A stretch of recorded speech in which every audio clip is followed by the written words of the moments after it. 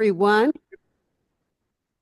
Good afternoon and welcome to the Clarkdale Town Council meeting on Tuesday, January 28th, 2025 at 3 p.m. in the Clark Memorial Clubhouse.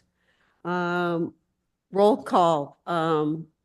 Vice Mayor Hunsetter. Here. Councilmember Babbitt Pierce. Present. Councilmember O'Neill. Here. Councilmember Jones. Present. And please note that Mayor Prudhomme Bauer is here. We have a quorum. Third item on our agenda this afternoon is public comment. The town council invites the public to provide comments at this time. Members of the council may not discuss items that are not specifically identified on the agenda. Action taken as a result of public comment will be limited to directing staff to study the matter, responding to any criticism, or scheduling the matter for further discussion and decision at a later time. Persons interested in making public comment on a specific agenda item are asked to complete a brief form and submit it to the clerk for public comment on that agenda item. So anybody coming up here should be speaking on items that are not on the agenda. Each speaker is limited their comments to 5 minutes. And does anyone wish to speak? I think there's one person who submitted a form to speak in public comment. Please come on up and state your name and if you're a Clarkdale resident.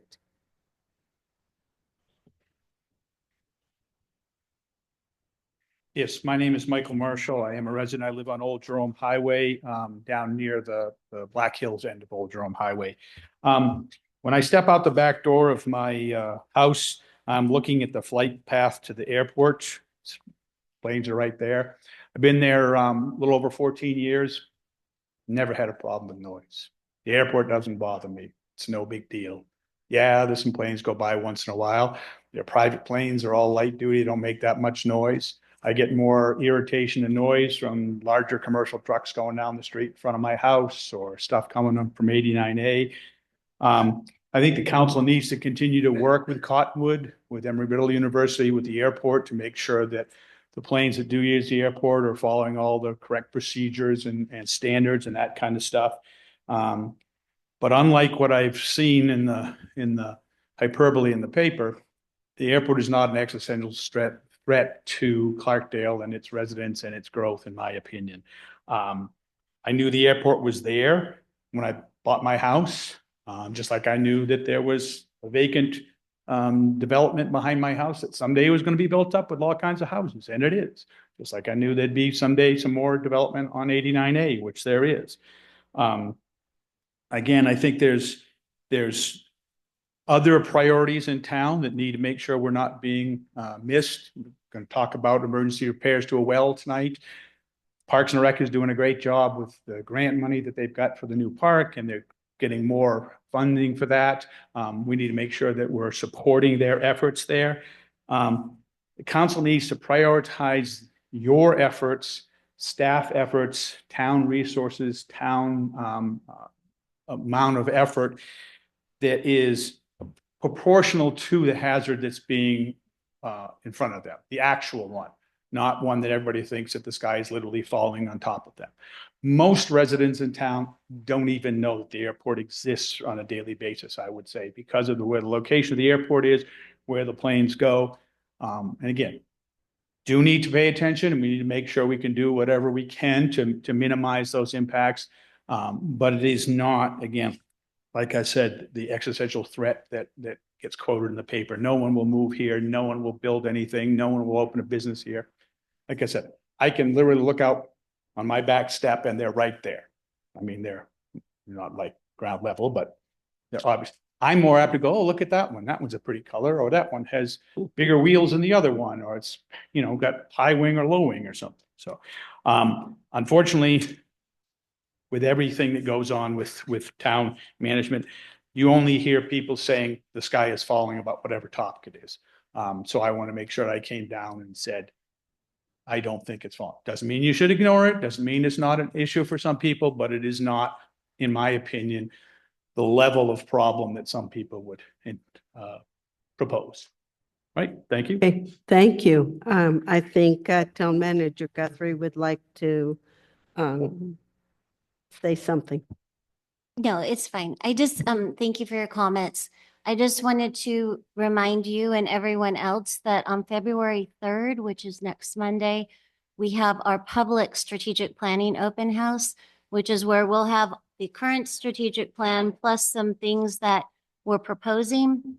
And just, we're asking for the public to come and give input on that because that is 100% how our work as staff is prioritized by the council. So if you have input and opinions on what those priorities are, really encourage you to attend that meeting and provide input.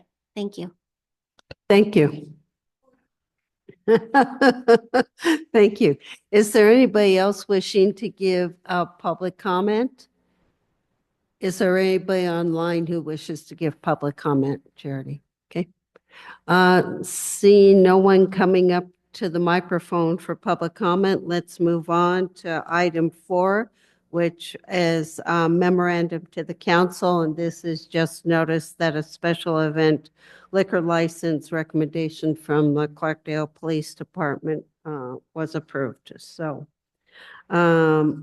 let's move on to item 5, which is departmental reports. In our packet were a summary of reports from the building permit reports. I think that shows that we have continuing decline in that area. Magistrate court report, looks like we got a few more dollars this month over last year. Water and wastewater report looks pretty straightforward. Police department report looks very good. Good report.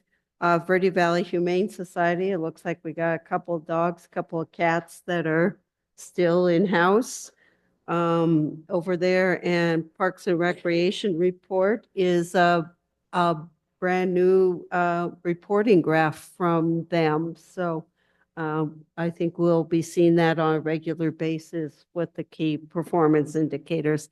And of course, the finance report shows okay. We've seen a little bit of decline in local sales tax revenues, but that could be a collection issue as well as well, it's also a decrease, we know, in construction sales tax because we haven't seen very many permits for construction. So that we will see a decline in that.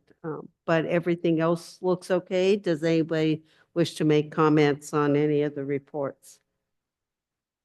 Okay, I do encourage the public to take a look at those reports. They do tell you a lot. They are our key performance indicators in each one of our departments, and they're really quite informative. So if you get a chance, take a look at them.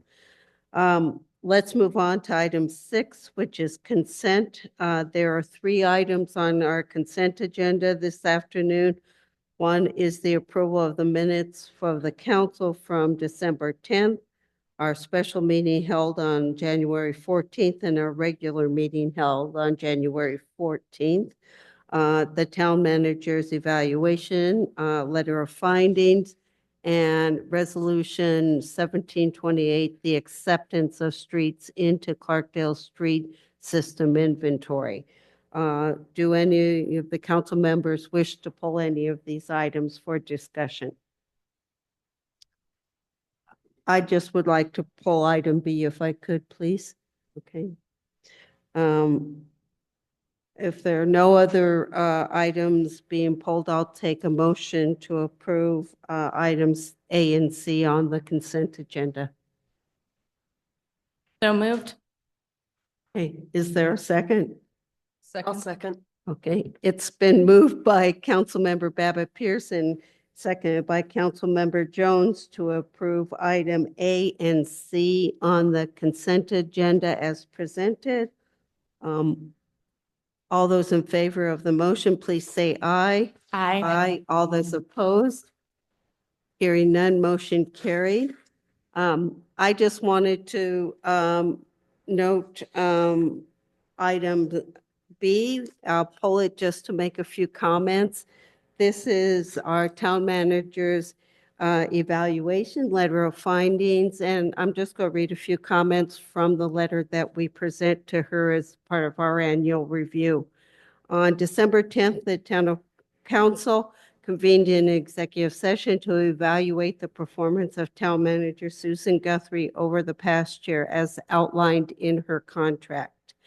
The council's assessment of Ms. Guthrie's performance was overwhelmingly positive across all evaluation criteria.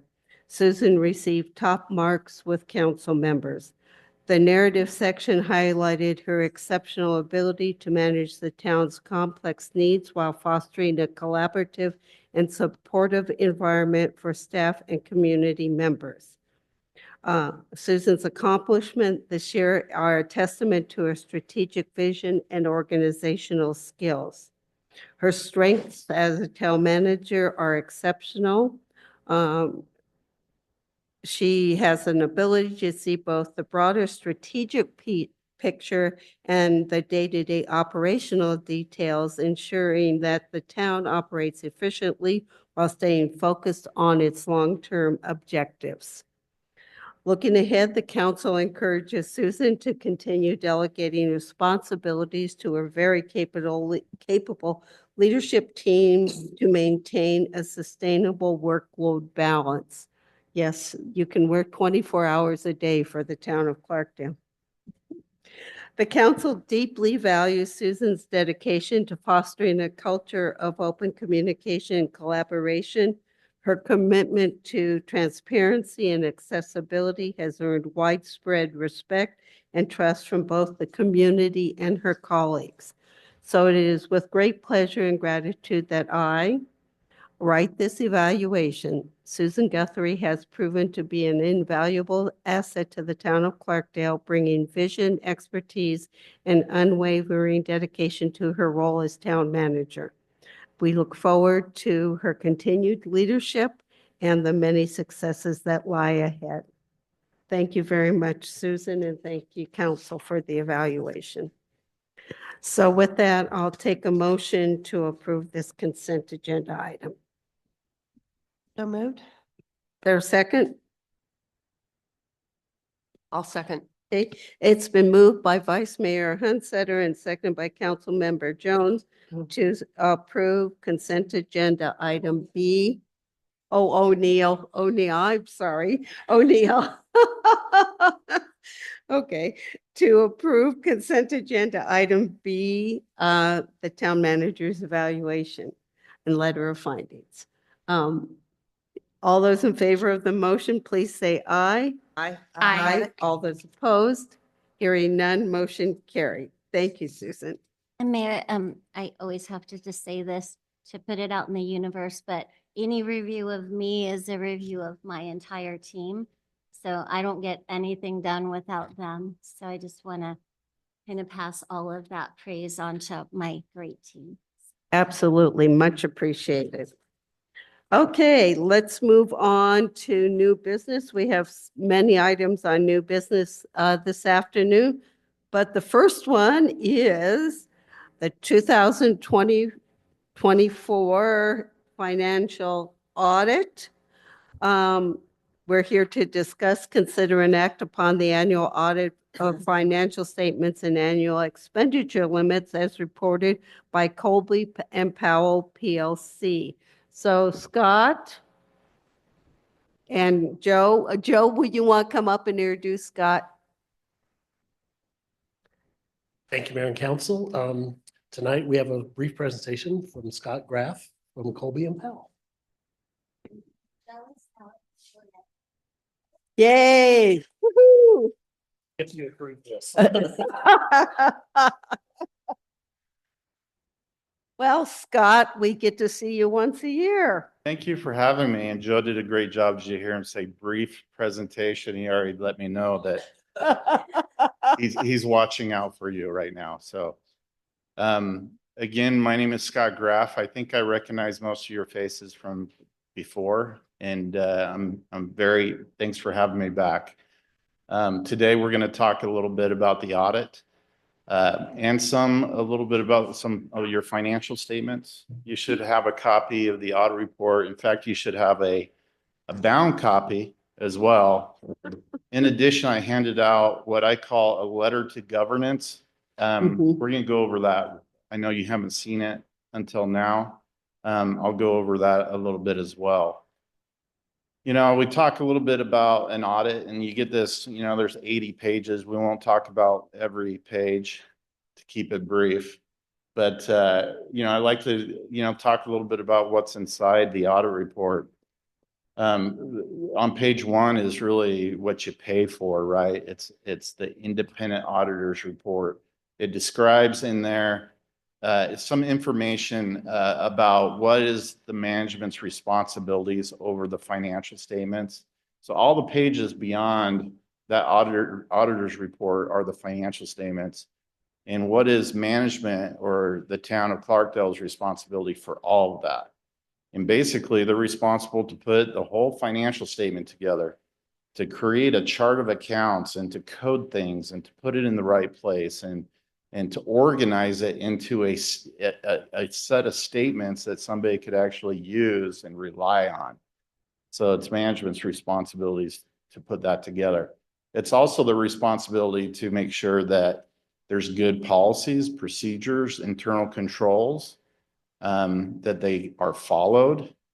If it's their responsibility to make sure there's no errors in the financial statement numbers, whether the error is just a mistake or whether it's an intentional, a fraudulent change in the financial to make it look different than it should be. It's the town to actually find fraud based on their own policies and procedures and internal controls. So it makes it sound like everything's management's responsibility. So what is my responsibility as an auditor? My responsibility is to test it, to put a set of tests together based on what we call risk. And we look at your internal controls and your policies and procedures, not to give you a report on that, but for me, it's to be able to design testing procedures so that I can know what are the riskier areas, how much should I sample, where should I sample? That way we're not here for weeks upon weeks.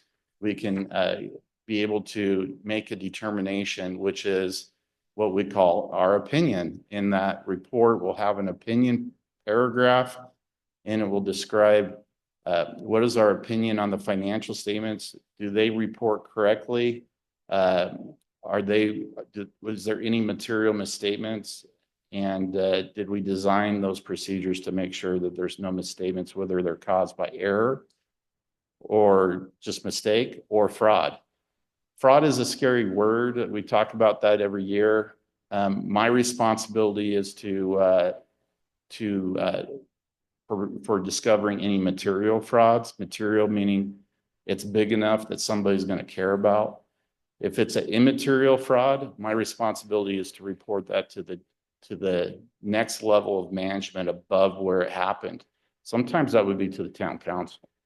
So the good news is we don't have anything to talk about related to fraud. So there wasn't anything that will need to come to your attention in this meeting.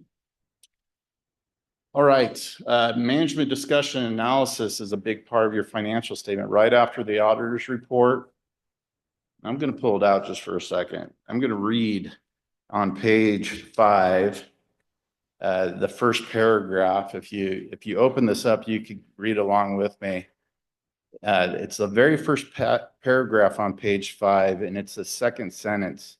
The intended purpose of the management discussion and analysis is to provide an introduction to the basic financial statements and notes that provides an objective and easy to read analysis of our financial statements. You're saying our because they're yours.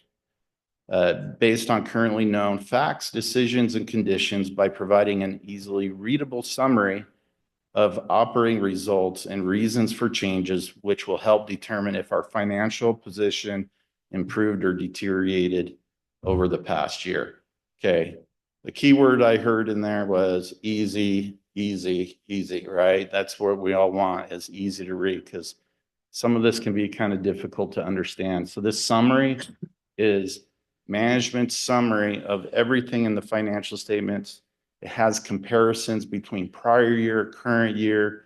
It describes things that relate to, capital assets, debt, many different areas that can sometimes be a little bit easier to understand. So if I were to skip over anything, I don't think I would skip over this. I would read this. So it becomes very important. The second thing I'd like to point out, it says, it talks about if your financial position improved or deteriorated. That draws your attention. How are we doing as a town? In the management discussion analysis, that's why they have comparisons between prior year and current year. It's to help determine whether there's improvement or deterioration. If we skip to page 8 in the same management discussion analysis, remember, this is your management that put this together. About halfway in the page, there's a paragraph that starts with statement of net position. And in the second line of that, it says over time, increases or decreases in net position may serve as a useful indicator of whether the financial position of the town is improving or deteriorating.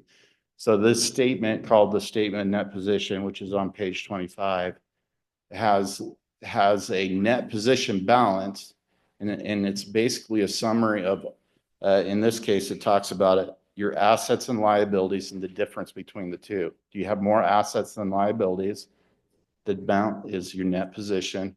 If that goes up, typically it means that it's improving. If it goes down, it typically will say it's deteriorating. If we go to page 10,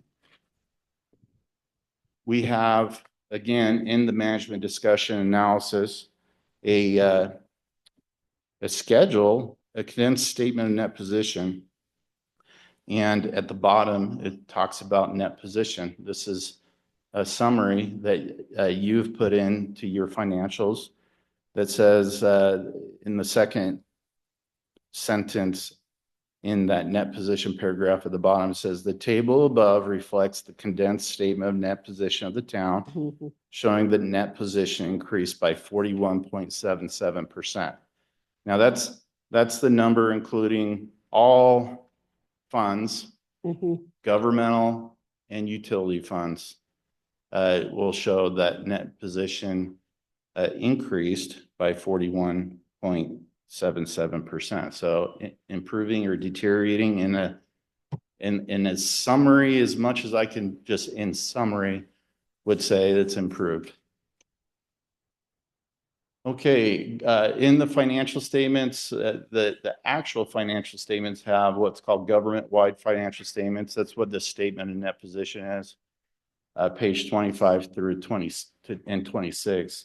And then there's fund financial statements. Fund financial statements are the general fund or the highway user fund, individual funds that are accounted for in those statements a little bit differently. They typically don't have the same things like in a fund financial statement. Governmental funds don't account for assets. That's a little different. Those are accounted for government-wide. So there's useful information. I kind of refer to it kind of like, how I might budget at home. I may not budget just for, the interest on my car payment. I want to know what the whole car payment is, the money coming in and the money going out. It's called current financial resources and current financial uses. So that's how a city or town typically keeps their accounting on these fund-based financial type bases, where we account for what's coming in and what's going out, and we budget for that. But for useful terms on maybe financing and going to a bank with your financial statements, government-wide statements create maybe a different picture where somebody can evaluate, well, you know, what do you have in infrastructure and police cars and, you know, and how old are they? Are they completely depreciated? Are they, you know, is this new things or old things? And so there's useful information all through the financial statements. Sorry, I'm already taking too long. Let's go. to the No, next you're slide. fine. Here is a summary that I put together. I did this last year. This is just the general fund, the governmental fund of just your operating type fund. The yellow is the net change in fund balance. And if you run a business, you would refer to that as net income or net loss. What are we making and what are we losing? And obviously positive numbers are net changes for increases. And you can kind of see the green, that's a fund balance. So fund balance is a summary total as it accumulates over the years. And we just put 5 years in there just to see. If you look at the green, 5 years ago was 2.5 million. Look at the green in 2024 at 9.9 million. So you can see that general fund has had increases throughout the years. You know, I hate to say COVID financially helped cities and towns. And you can see that, and it's illustrated with this. I didn't do the other funds. Those are typically like restricted funds, like grants and HERF and things like that. Have fund balance in there. That is important to look at, that they're restricted for purposes for which they were collected for. Let's go to the next slide. Utility funds. This is a very summary of all your utility funds put together. So some utility funds don't perform as good as the other utility funds, but this is the summary. Net change in position is the terms that use for utility funds. Net change was an increase of 410,000. You could see the green. It began 5 years ago at 10 million. It ended up at 14 at the end of this year. And then at the next screen, if we could go to the next screen, it's going to break it down between the different utility funds. And now you'll see net position is just not net position on its own. There's assets that when you see something that says net investment in capital assets, that's like for the wastewater fund, that'd be the treatment plant, you know, different wastewater lines. It's infrastructure. You can't really, town can't go spend that. It's just not available for spending. Then we have a line that's restricted that would be, we've collected this money for a purpose and it has to be spent for that purpose. And then you'll see the most important line, unrestricted. Unrestricted is available for spending at the town level. Now you'll see that's a big number. It's different than the total overall. So it's hard to get excited about 14 million. We can't really spend it all, right? But you can do the same type of judgment if you're improving or deteriorating, and by looking at unrestricted and seeing it go up or down. I don't have the information available to you, but I do know, like, if you look at the wastewater fund, the deficit is at 247. I believe it was closer to 390 something the prior year. So when we look at deficit, you know, we've decreased our deficit, which is an improvement. So looking at even the wastewater fund, you could say that it's improved. Most of your unrestricted will be found in the water fund. All right. Do you have any questions? I do want to go over the letter I sent you. Yeah. Just for the moment. I think just for the public's note, yes, Scott, I did read through it on Sunday. I got a nice nap in the middle of it. So is that we have been aware for several years of the deficit in our wastewater fund, and we keep every year trying to improve that position. So we are well aware of that, and the deficit basically comes out of general fund is where we make up that difference for that utility. That's a tough one. Yeah, we just don't have enough users in the system to build the revenues that we need in there. So it's always going to be a little bit of a lagger. So just wanted to tell you, we are well aware of that fund in particular when you see a deficit. So with that, go ahead. I'd love to hear about the letter that you presented us. Right, so if you have the letter in front of you, you'll see some bolded paragraphs. The first one, qualitative aspects of accounting practices. And basically this just says that management is responsible for the selection and use of appropriate accounting policies. So the management put together accounting policies. You'll find it in the financial statements under Note 1, which talks about significant accounting policies.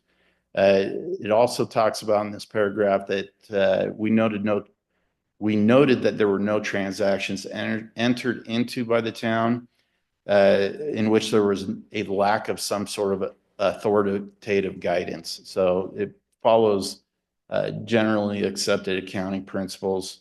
And so everything has been under some sort of accounting guidance. And all significant transactions have been recognized in the financial statements in the proper period. So that's important to note. The next one, it says difficulties encountered in performing the audit. We said we encountered no difficulties in dealing with management and performing and completing the audit. The next section says any disagreements with management, and this talks about disagreements that are related to accounting and in reporting, not, whether the Chiefs are better than the Eagles or anything like that. So this would be, no, there were no disagreements in any accounting policy procedures or reporting on the financial statements. Everything was in agreement. Management representations, you receive in the back a letter that was provided, and you'll see it's on your letterhead. It's attached as an attachment. This has been provided every year to the auditors, Right. in which management makes representations to the auditors over various things identified numerically. The next item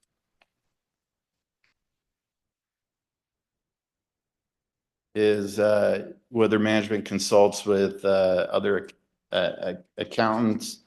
I would have probably put yes before, but Mr. Duffy is currently an employee, so we didn't counsel with anybody other than an employee. Audit adjustments, I've included all the audit adjustments attached. If you're really interested in looking at that, that's great. Management, Joe Duffy could also walk you through any of those at any time. Any uncorrected misstatements, anything that came about through the audit, all were discussed, all were made. So there's not any uncorrected misstatements. And then the last thing is other audit findings or issues. Now, typically this is where I put, items that are discussed for improvement with management. They don't meet or merit a finding in your audit report. However, they are items that we discussed. This item relates to the town's financial operation guide. We'd like the guide to address what we call thresholds, minimum thresholds over 3 areas. The first area is property and equipment, and government would call them capital asset purchases. That usually there's a threshold that's identified. Anything over $5,000 gets capitalized, depreciated. Anything under $5,000 would be not a material expense. It would be typically written off in the current year. The second item would be related to leases.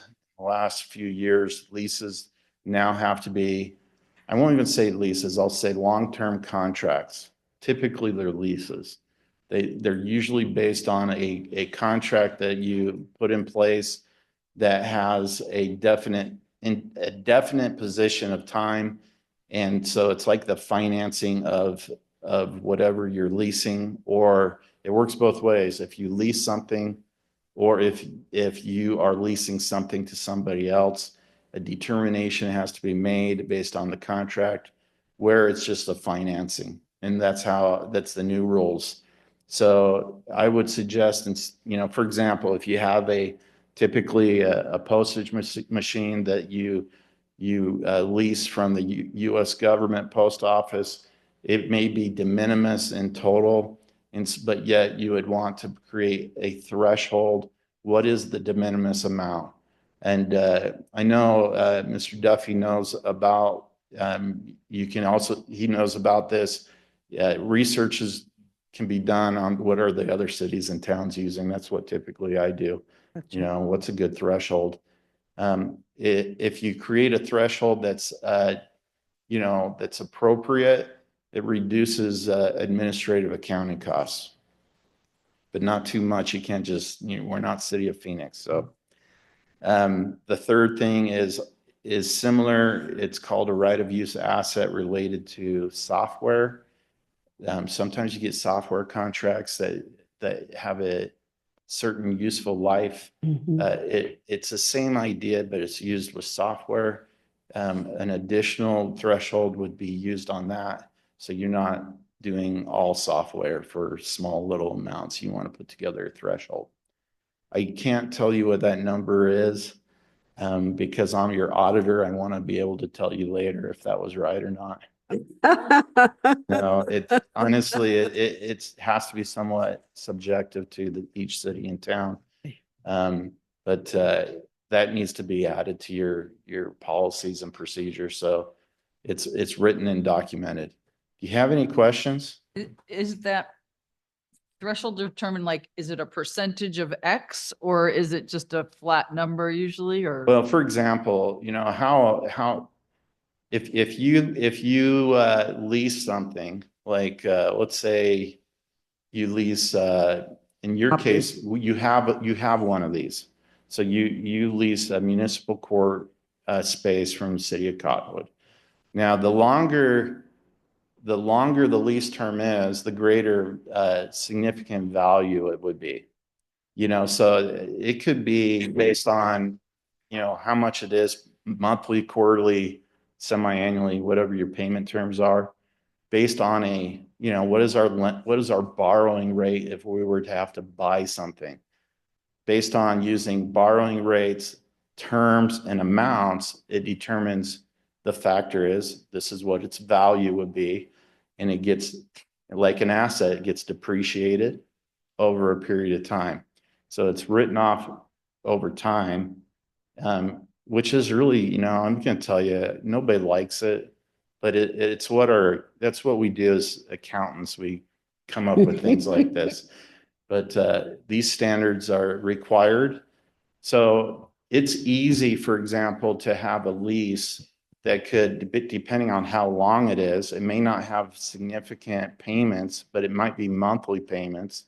For example, a lease that it's, $1,000 a month is not significant, but because you made the lease term to, 75 years, well, today's value of $1,000 per month at an interest rate of, let's say, 5.5% for 70 something years, now you have value in that lease, and it has to be recorded. It has to be, the word we use, amortized.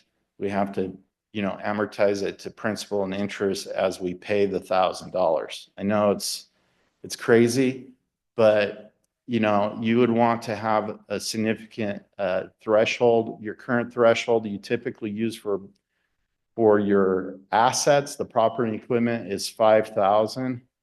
I'll just give you an idea. It's going to have to be more than that for the leases and the. I think Town Manager Guthrie has something to comment about this. Just that we have been under discussion of this, Joe and I. So during your budget retreat, we will discuss changes to the FOG, which is where we would make this change. So we are doing some research externally. I also just wanted to comment because, you know, it's a lot. And so I just wanted to point out the pages that for me are really important for moving forward into the budget process. You know, obviously the whole thing, knowing our net position, knowing that we're doing things properly from an internal control standpoint is the purpose of what's going on in our audit. But I did want to point out on page 27 of the audit, this is my favorite chart, just because this tells us, okay, what do we have that we can use Right. towards projects? So if you look under general fund, you'll see that our total liabilities deferred of resources and fund balance is over $10 million. And then you see the unassigned fund balance, the 6.1 million. That generally, after we take out what we believe we want to hold for reserves, would be what would be available to do projects. Although sometimes items in the assigned or restricted is available to us, it's just for a specific purpose. Projects, So I yes. think this chart is really important for our next step, which is strategic planning and budgeting. And then on page 31 is also a very similar chart, but for the business type activities, so our Mhm. utility funds. So that's where you see the total net position of wastewater, where you see the deficit of the 247. But remember, 3 years ago, that was almost $2 million, I believe. So Right. we've right. made a lot of progress on that. And then you'll see that in the water fund, third column, it's $5 million is unrestricted and restricted is 1.2 million. But remember, in that encompasses our new water resource fee and our adjudication fee. So we actually budget it from the restricted line item as well there. So I just wanted to point these two pages out because for me, as we roll into budget, these are really meaningful Right. and seeing the progress we're making. So that's, and really, thank you so much. It's Thank been you, Scott. lovely working through this with I you. would like to also add, that's a very good point, and I agree with everything Ms. Guthrie has said. On page 63 of the notes, it actually details in specific, in detail what items are restricted or assigned. So if you're like, what's in there? Mhm. There's a detailed note. It's note 11. Gotcha. Okay, thank you. Just really quick, one last comment. Sorry, I know I've already No, been that's over fine. brief. We passed brief a long time ago. I apologize. You've been very fortunate, honestly, with your financial staff. I know you've had turnover after turnover after turnover. And you've had really good people. And then I worry when I hear they're leaving. And then I come and I feel reassured because you hire with new good people. And so we've been very impressed with even your new hire. Mr. Duffy has done a good job. So, you know, I would only say that because I mean it. I think you're in good hands. So congratulations. That's not easy. No, it's not, I Just know. not very many out there, and we audit 20 cities and towns that are all small municipalities. So I've been doing this for 23 years. So, I've seen a lot, and you're very fortunate and you're in good hands. Thank you. Thank you. Thank you so much, Scott. Yeah, it's nice when you see the findings, the issues are something we can easily take care of.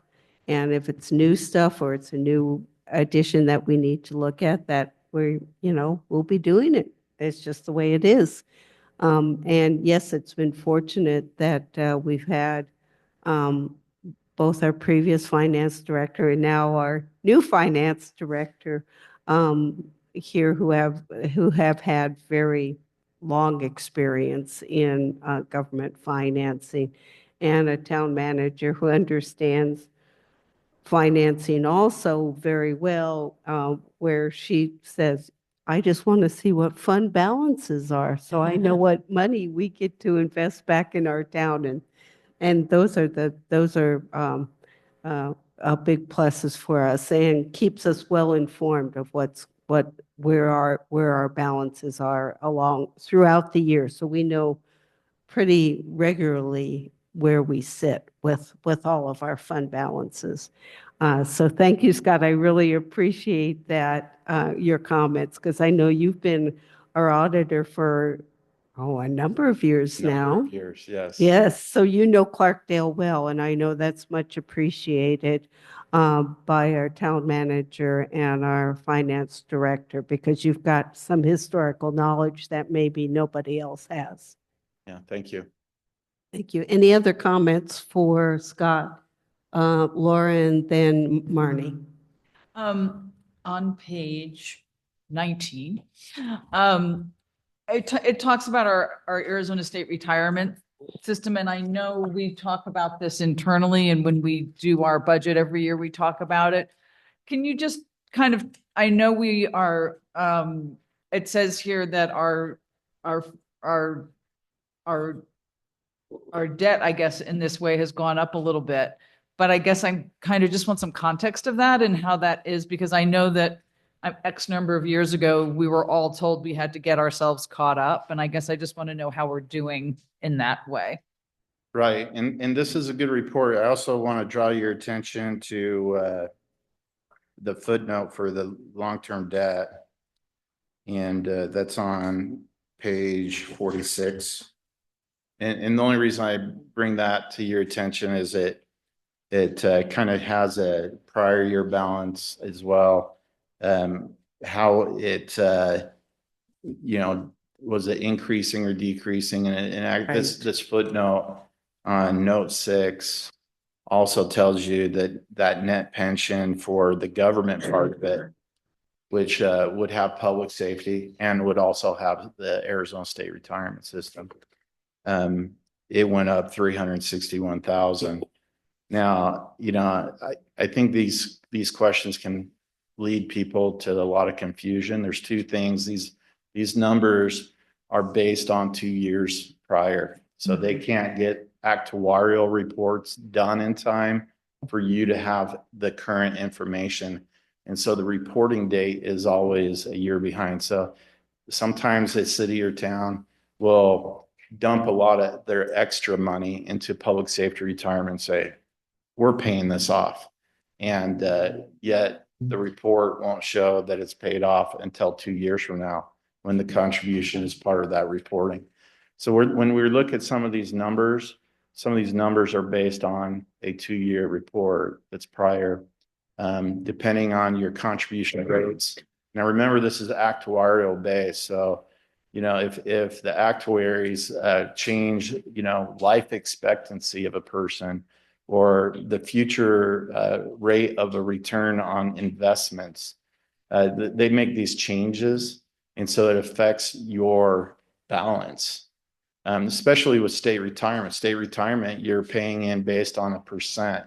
Let's say in easy terms, you're 1% of all state retirement, and so they just say, well, 1% of our liability is going to be your liability, and so you're not going to be able to make any effect on this Arizona state retirement by paying more. It's not related to that. Public safety is different.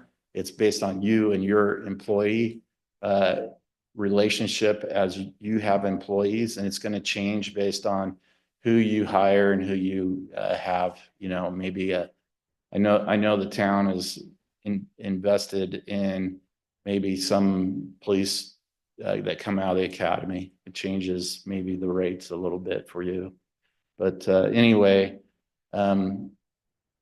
It goes up and down, but you can look at, page 19, like you're looking at, based on the information that's probably 2 years old.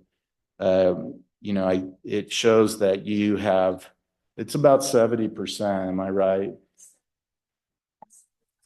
Okay. Right.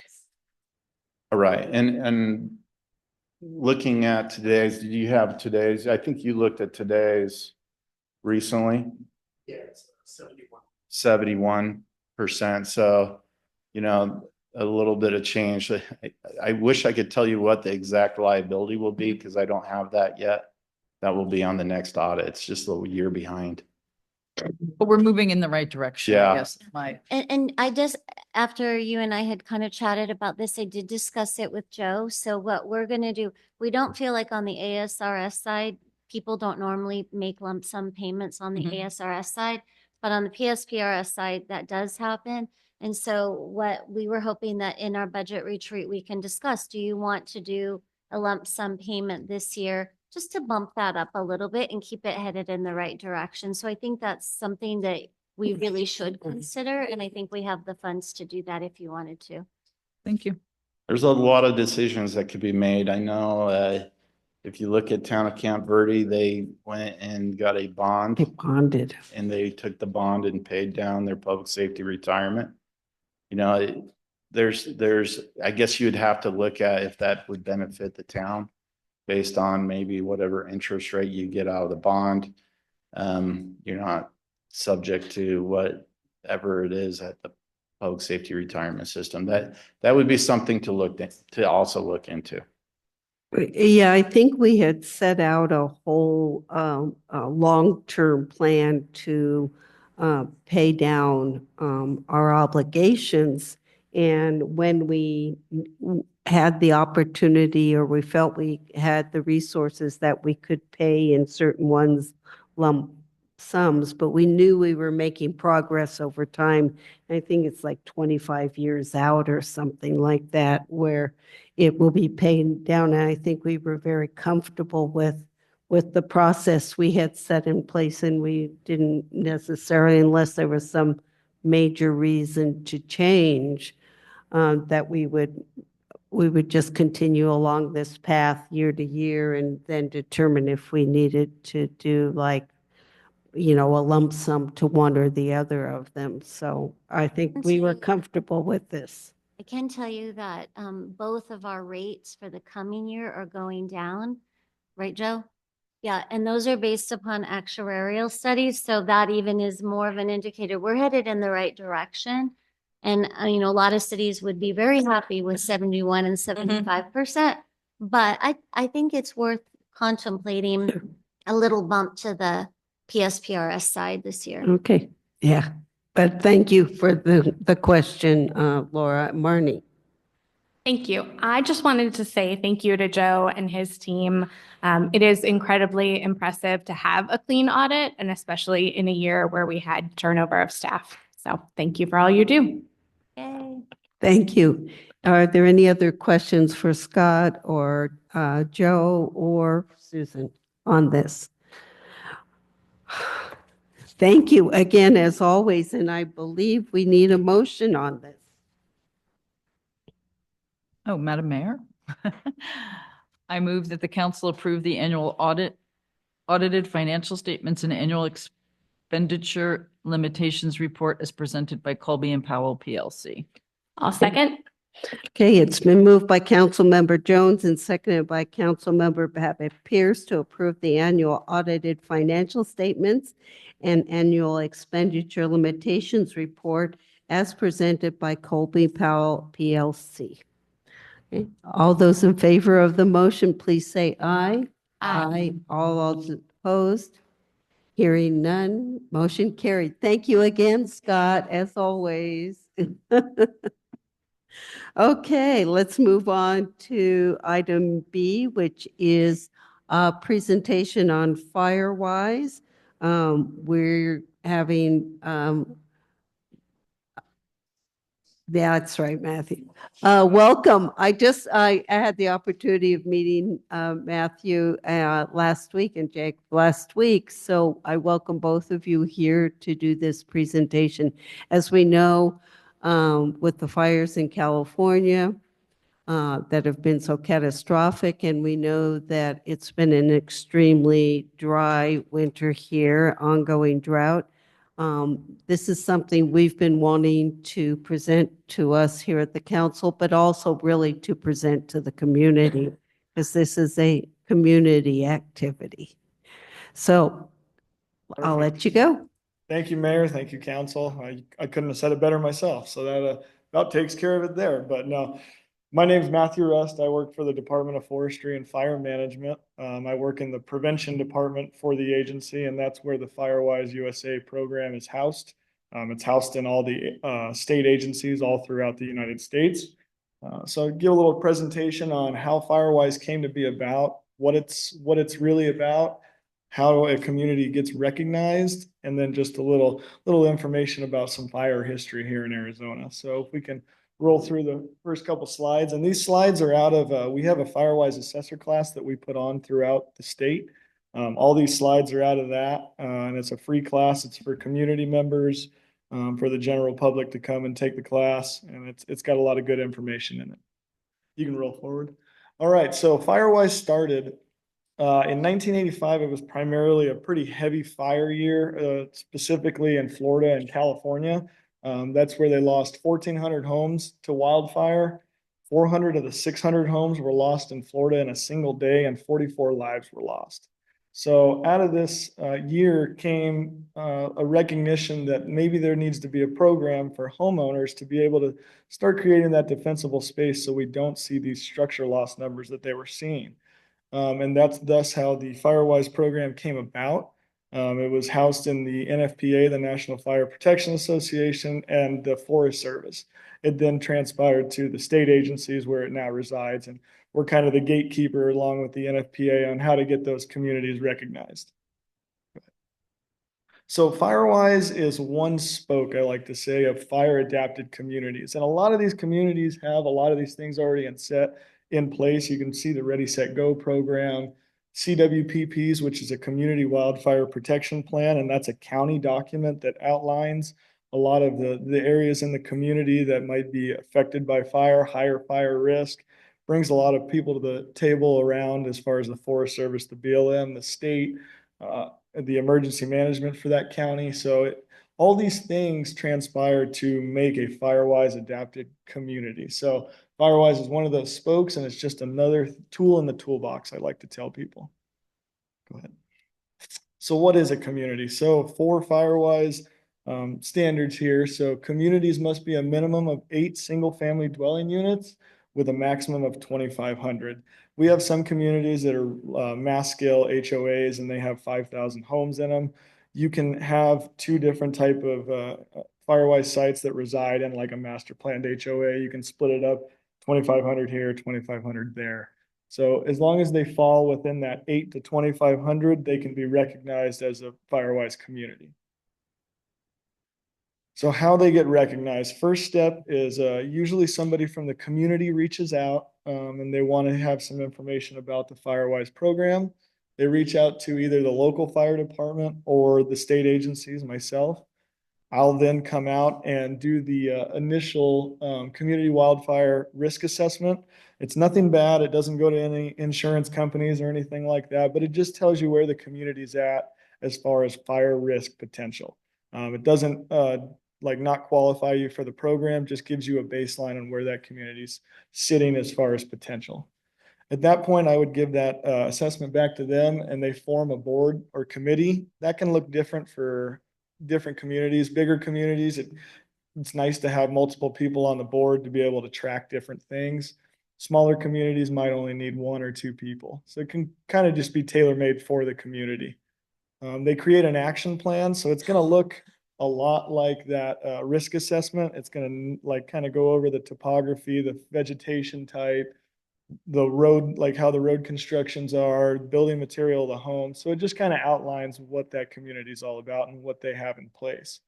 And I have multiple documents of communities around the state that I always send out so people can have a kind of a base to build off of when they start to make those plans. Annually, every year, they conduct a Firewise Day. It's a kind of a fun little event. The community can kind of make it what they want. They can make it as easy as a Zoom meeting through the community, or they have some communities that do giant block parties and they bring us out and we talk about Firewise, and it's a cool event for the community to get together and put on and kind of create that, learn about creating defensible space. Sorry. And then they have to invest the equivalent of the national hourly volunteer rate per dwelling unit annually. So pretty much what that means is 1 hour of documented work has to be shown for every home in the community. So if there's 10 homes in the community, 10 hours of documented work have to be shown. And by documented work, I mean removing dead material, creating defensible space. And there's ways to get creative with it. A lot of communities have landscapers that come through that do a lot of that work. That can be captured as match. So we rarely ever see communities come in under match. They're usually very much overmatched. So it's just, that's where having that board and committee is kind of crucial, so they can kind of track, because sometimes that can turn into herding cats as trying to figure out who's doing what. So that's where they come into play there. And then all that gets uploaded onto the Firewise portal that lives on the NFPA site. And that's where you submit the online application, and then you do the renewal every year for the community. And I help out along the way. My counterpart, Jacob Richardson, we help out at our agency to help people get started and walk them through it and keep them renewed. Thank you. So this just goes over a little bit of plan contents, just pretty much like what the plan's about. The big thing about when you're building your the Firewise action plan is if your community is outlined in those CWPP documents as maybe a higher risk potential for fire, it's great to note that in your plan, because when you go on throughout the years and let's say eventually grant opportunities open up, if it's outlined in the action plan and in a CWPP document, it just gives that more backing to be able to achieve that grant. So it's good to work those hand in hand and work with us, and we can get you that information on those documents. In the plan, you talk about the goals and objectives of the community, just pretty much what you want to accomplish, and it can look different for every community. So that's kind of some of the main plan contents. I think if we go to the next slide, this kind of goes over everything that's in the plan. And like I said, I have these documents that I always send out to communities, so they can they're not starting from scratch. They can kind of see what it's supposed to look like, and then they can form it for whatever their community needs and fits. So key thing to remember is reduce a community's risk to wildfire is involving its citizens, right? The more people we can get on board and on the same page, the better. Reduce the risk before the wildfire comes. So this is the time to do it. This is the time where my work phone never stops ringing, especially as you mentioned with the fires going on in California right now. It's been kind of busy. People are starting to see, hey, defensible space is probably a good idea. Before the last couple of days, we were looking at no moisture, and it was looking pretty bad out there. Now we have a little bit of shot of moisture, which is great, but it's going to help the grasses grow, and we're going to have more fuel on the ground. So the goal of the program is to stimulate, encourage, and acknowledge actions that minimize the threat of losses to wildfire. The question is not if, but when, right? We all know it's a thing that happens. We have fire every year. Go ahead. So what are we seeing out there? So these slides right here, this one and the next one, kind of a little bit outdated, but population growth tripled in the last century. I'm sure we can all agree. We've seen an explosion of people moving into our areas. Relocation of many traditionally natural areas as opposed to our city, right? Everybody's starting to spread out into the wild land and starting to get out into the vegetation because they like the look, they like having the space. One thing that I like to always throw out is when we had the Crooks fire over in Prescott, we had a town hall meeting when that fire was going on. And there was a community member that asked the question, why are these fires getting so closer to town? And there was a firefighter there, and he stood up and answered the question and simply said, it's not that the fires are getting closer to town, it's that the town is getting closer to the forest, right? We're moving out into those areas. So we have to know, and we have to go in knowing that fire is a part of the ecology of the forest. It's going to happen. We're not going to stop it. So we need to take those actions to kind of reduce the risk of losing homes. So an increase of fuels in our wildlands, right? We've seen the explosion of invasive grasses and other shrubbery throughout Arizona. And then this is kind of a misprint, but increase in size of severity of human-caused fires as well as lightning-caused wildfires. So last year there was a report done that for the state fires, 9 out of 10 wildfires were human-caused fires. So we've seen an uptick in that, and we're trying to get that message out there even more, but unfortunately, it's not going to be a thing that goes away. We're always going to have those human starts. Thank you.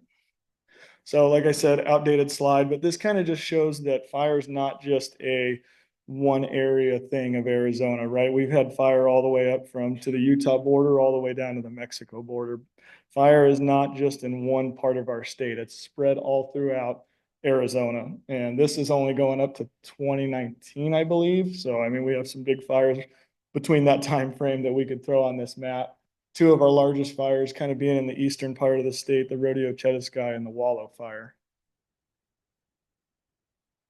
So not only is wildfire a problem throughout Arizona, but it is throughout the United States. So this is a structure loss map. Again, outdated slide goes all the way to 2011.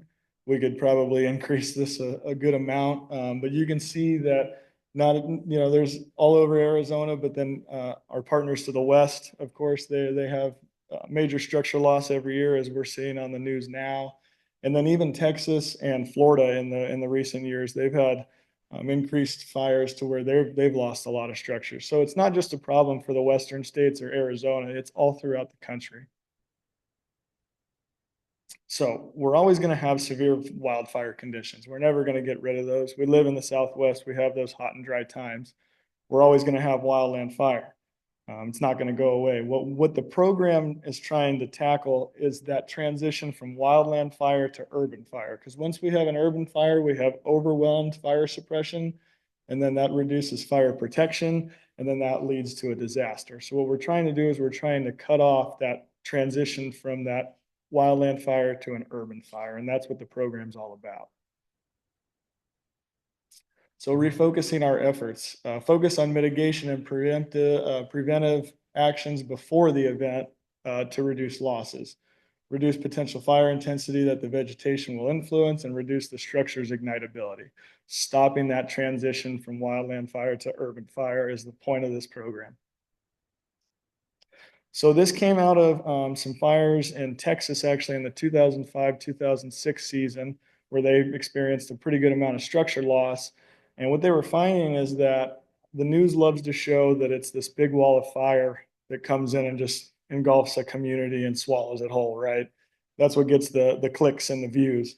But what we're finding is it's the embers, the small embers that find a receptive fuel bed next to the structure that ignite, and then that causes the structure to then ignite and burn down. So it's those small embers that find the leaf litter that's on the front steps, or maybe the wood pile that's next, or that's on the wood deck, right? So it's those little things.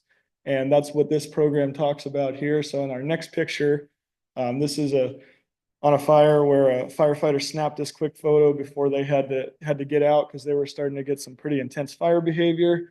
You could see there was some probably leaf litter on that wooden deck right there. Ember came over, found it, was able to ignite.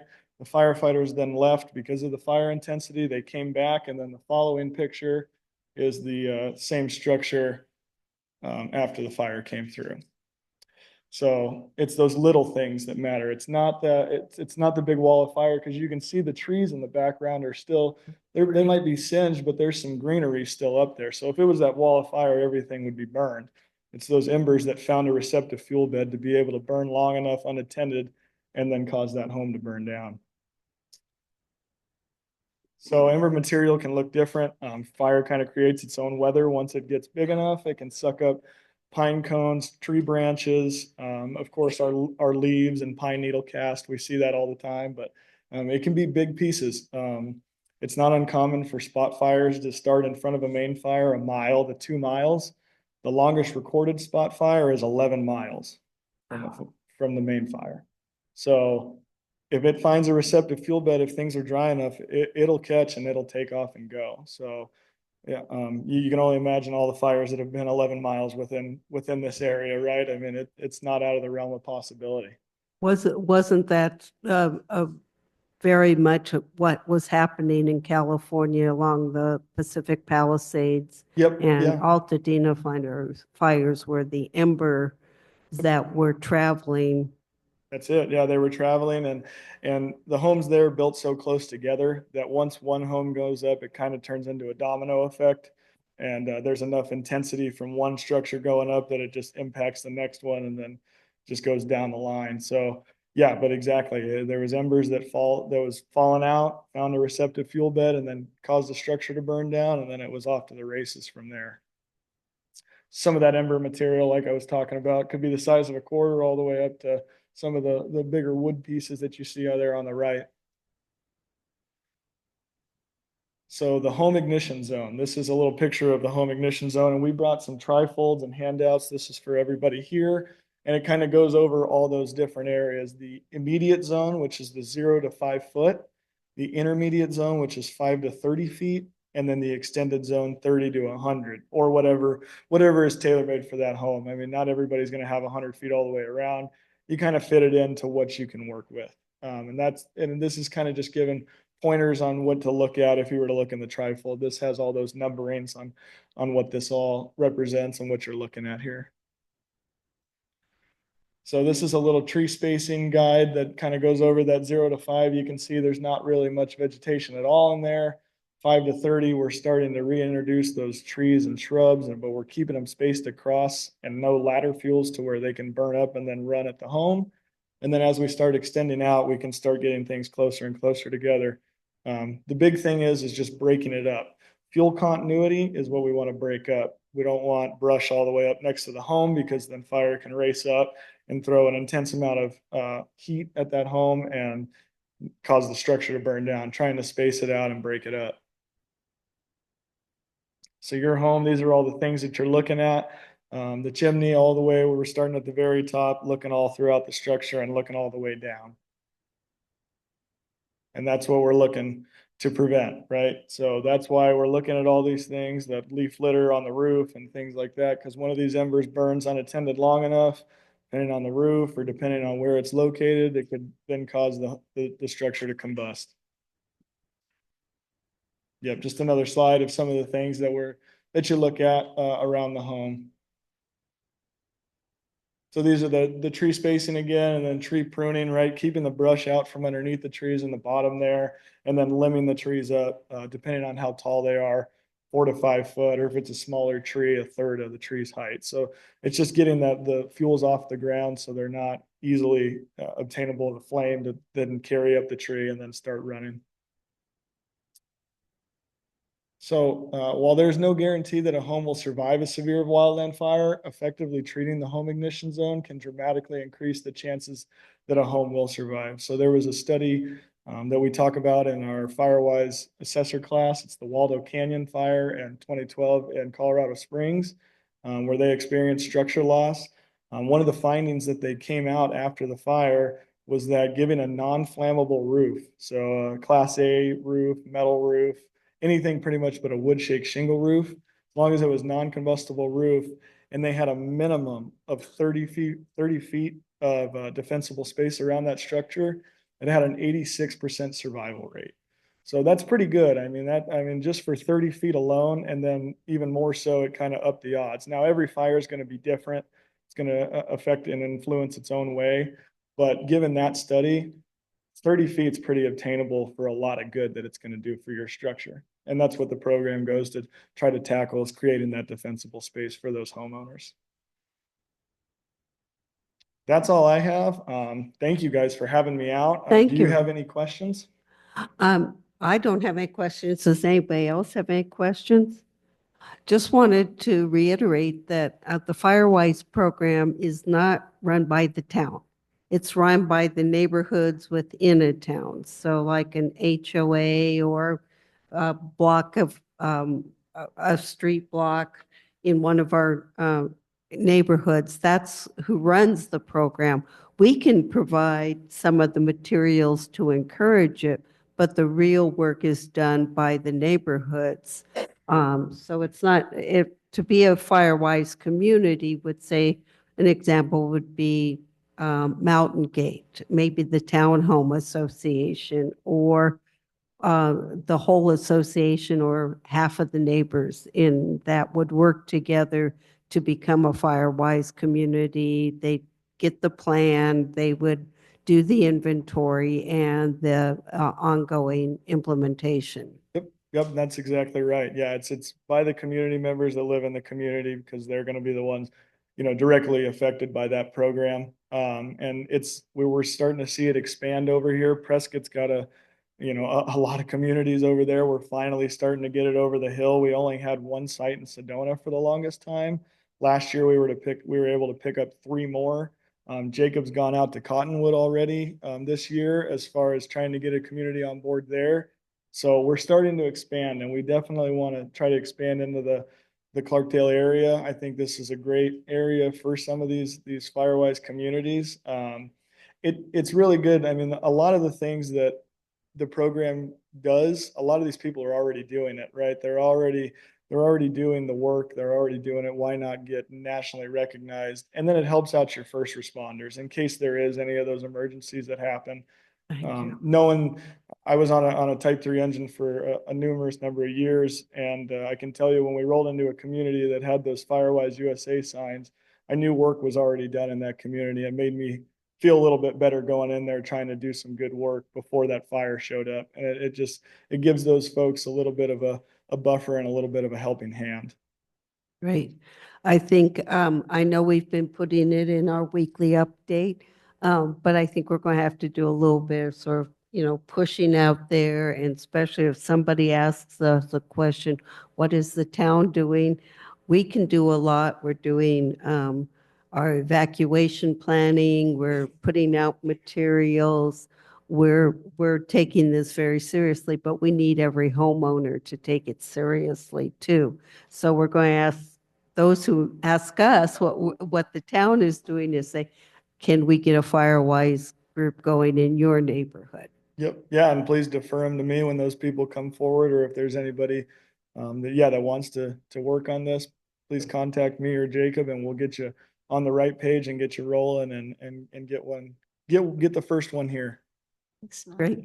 Susan, do you have anything you wanted to add? Just that I've been putting it in the e-newsletter, trying to get a neighborhood to say, hey, we'll be first. So if anybody out there is interested, please reach out to me and I can connect you to Matthew. And there is this training that we might be able to host if we got enough neighbors interested. So, we'll definitely take a facilitation role, but we do need some neighborhoods to step up. Right. Yeah. And just want to say that Yavapai County itself has a Firewise organization.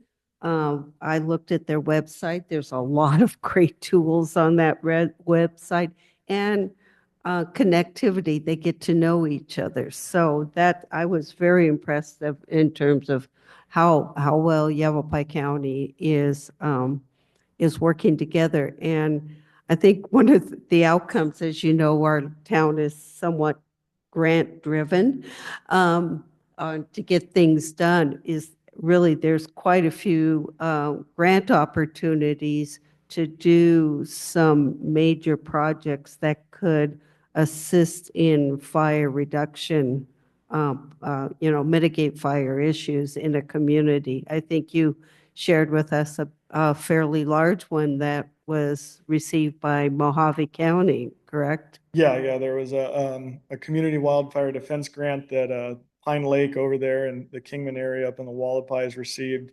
a grant amount for kind of north of $3 million for some risk reduction work up there. And it's a new grant to us, but there's opportunities that come out all the time for those Firewise communities. So that's another incentive on top of all the other good things that the program does to get involved. And we're going to be back to the point of the assessor class. I'm working right now with Sedona Fire for putting on an assessor class. We're looking at maybe towards the end of March.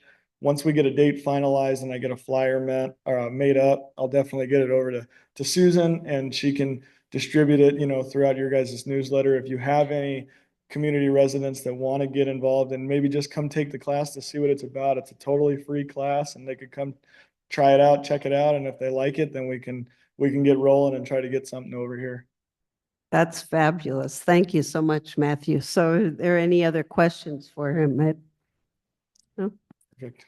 No, thank you. And I know you're going to leave tools with us, and we appreciate all of you coming and doing that presentation for us Oh, today. thank you. Thank you. Thank you. Okay, before we go on, I do need to make one correction in our agenda that I've got to do at the beginning. We are not going to have item G is not going to be presented tonight, okay? We're pulling that because it's, some work is yet to be done, so. Thank you all for coming. Let's move on to item C, which is Resolution 1729, which is legislative priorities for the 2025 session. This is to discuss, consider, and act upon this resolution, and Town Manager Guthrie will present. I apologize for interrupting, but we're from the Cottonwood Branch, and we're going to start Firewise. So we'll give you a challenge. We'll see which one gets there first. Okay, thank you. We'll put that on our list. Okay, thank you, Cottonwood Ranch. Challenge, challenge. Okay. Susan, legislative priorities. Thank you, Mayor and Council. So this resolution is to set our legislative priorities for the upcoming legislative session. And as you know, the reason that we like to do this is sometimes there's not a lot of time between some item coming up and then our need to interact with the legislature to give opinions or give feedback. And so we try to get some general guidelines in place for all of us so that we know if we can get up and testify or if we can, put in an opinion on RTS. So several of these are the League of Arizona Cities and Towns priorities. But as I shared with you, I did expand upon them because I thought there were some gaps for things that I already know are coming up. So the priorities that I've kind of explained on this resolution are to preserve our shared revenues. As you know, in the last year, and we've had a movement towards flat tax, which has decreased our state shared revenues. We had the legislature pass a bill that we could no longer tax rental units. And so that was about $150,000 of loss. There's a bill in the legislature right now to stop food tax, which would be about, I lost Joe, about $50,000 impact to our budget. And the reason why this is important is our budget is comprised of many revenue streams. And every time you take one away, it means another one has to be increased in order to offset that loss. And so the money has to come from somewhere. So with the legislature taking away opportunities, it's just causing others to increase. So obviously we're going to try to preserve our revenues because generally our state shared revenues provide for things like streets and police and parks. These are things that I think are very important to our community. The second item is housing and community stability. It enables the town to implement targeted community-tailored solutions that can increase housing availability. There's been a lot of effort in the legislature over the last few years to take away local control of zoning. And yeah, that would make it way easier for somebody to come in and build a project, but it completely takes away the community's voice. And does that fit with the aesthetic of the community or the zoning expectations? I mean, I think, many of us wouldn't want, in our single family zoned neighborhood to suddenly have a huge multifamily project. If you bought into that neighborhood, believing it was going to be a single family neighborhood. So it's retaining that control for us and our residents to make those decisions. The third item is good governance. Strengthen governance practices and support fair, consistent processes across Arizona municipalities, such as referendum, compliance, enforcement, anything that goes into process. The next one is public safety and community protection. Maintaining public safety as a core function of local government and to prioritize legislative actions that will enhance safety, privacy, and security for victims. I think one of the examples of this is state laws that require us to show who made complaints and who are witnesses in crimes that could make that person a target. And so there's, a lot of nuances on this, but things that help us with police and a safe community. The next item is to oppose unfunded mandates. My favorite unfunded mandate right now is the lead and copper rule. I think that's a federal one, but it's a good example of a really well-intentioned policy or law that gets passed, but no acknowledgement as how is the local government going to pay to implement what has been put forth. So, we're always going to want to be cautious of that, especially in a time of diminishing revenue streams. Protect local authority, kind of the same thing. Like, we feel like our residents elect our town council to do what they want done in the community. And anytime the state wants to take away the voice of the residents, we think is a problem. And so we will try to guard against that. And then finally, the last one is maintain and support infrastructure and municipal service. I put staff recommends the town oppose legislative efforts to deprive or limit its residents of reliable and necessary infrastructure. For example, communication networks, transportation systems, water, sewer, electric systems, or other municipal services, and to support increasing grant funding for these important projects. We all know we are almost about to finalize our water and wastewater master plan. So if anybody has read it, you know that we need every opportunity to participate for grant funding that we can get to make these important changes to our infrastructure. So with that, I do ask the council's support of this so that it gives us direction and the ability to speak for these broad things. Right. Any questions or comments to Susan? I just want to say it's, as the legislature continues to move fast, we need to be able to comment. I am on the RTS system, so I do comment whenever it's appropriate to do so, or to be able to talk to our legislators with the backing of our town behind that. On the food tax, I just give it an example. What the legislature is looking at is not just a straight piece of legislation. They want to make it a continuing resolution, which, if it is passed by the legislature, will go to the ballot. So everybody in the state will be voting on that, and we know how, people feel about having a tax removed. For us in Clarkdale, as it says, $50,000 would be lost if that were to pass. In the community of Cottonwood, it is in the realm of somewhere around $4 million, because that's where the retail is, and that's where we're paying taxes to them. We understand that, but that's a huge hit on our neighboring communities. So you see this is just an example of trying to be on top of this. I'm on the legislative update every Monday if I don't have something conflicting. And I know Susan is on every Friday with the InterGov, so we keep on top of this. I think I'm sharing out with all the council the legislative updates, so you're seeing some of the key bills that the League of Cities and Towns is following. So I hope that you agree this is a good list. I'd agree it's a good list. And I am really concerned about the revenue because, for us, particularly as you compare it to our neighbors, or you can compare it to Tempe or Phoenix or Mesa or something, our bucket always looks so tiny compared to theirs, but our small buckets add up to important things for us. Yes. So in the last year, we lost the flat tax around income rate has impacted us. The rental tax, which maybe is good for our residents who are renters, but it has impacted the town in that way. And now if you look at the food tax, all of those things add up to a place where we do have to then struggle to figure out where we're getting that revenue from.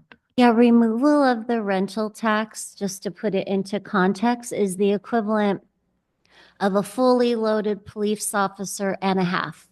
So now I had to find funding to support of 1.5 police officers because we lost that funding.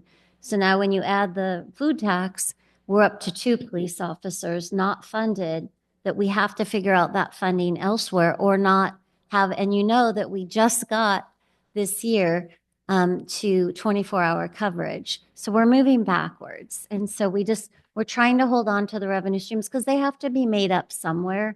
So it's kind of, in my opinion, a little bit of a political maneuvering, because when you take away one funding stream, we just have to find another or increase another one.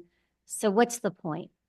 Just stop messing with it and let us do what we need to do.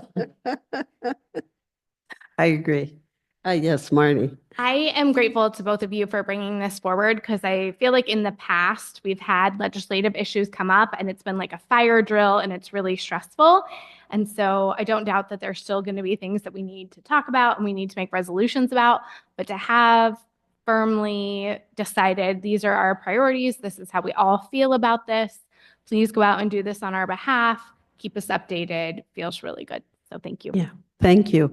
And when there's like an alert that comes out, if any of my fellow council members would like to sign up for a request to speak, we can do that. We can gather that information. The league office will get us, it's easy on the front end, sort of, but they have to sign you up officially down there at the legislature. So you're more than welcome to be a part of the request to speak system.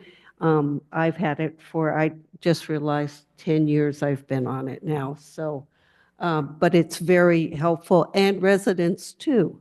It's not just for us up here. If residents would like to be on the request to speak system, yeah, restrooms down here. No problem. Gotcha. You're welcome to do that. We can help facilitate that getting done, because more voices that our legislators hear, they actually really do read the list when it is particularly when it's being heard in committee, when a bill's being heard in committee. Okay. So with that, if there's no other questions, I'll take a motion on Resolution 1729.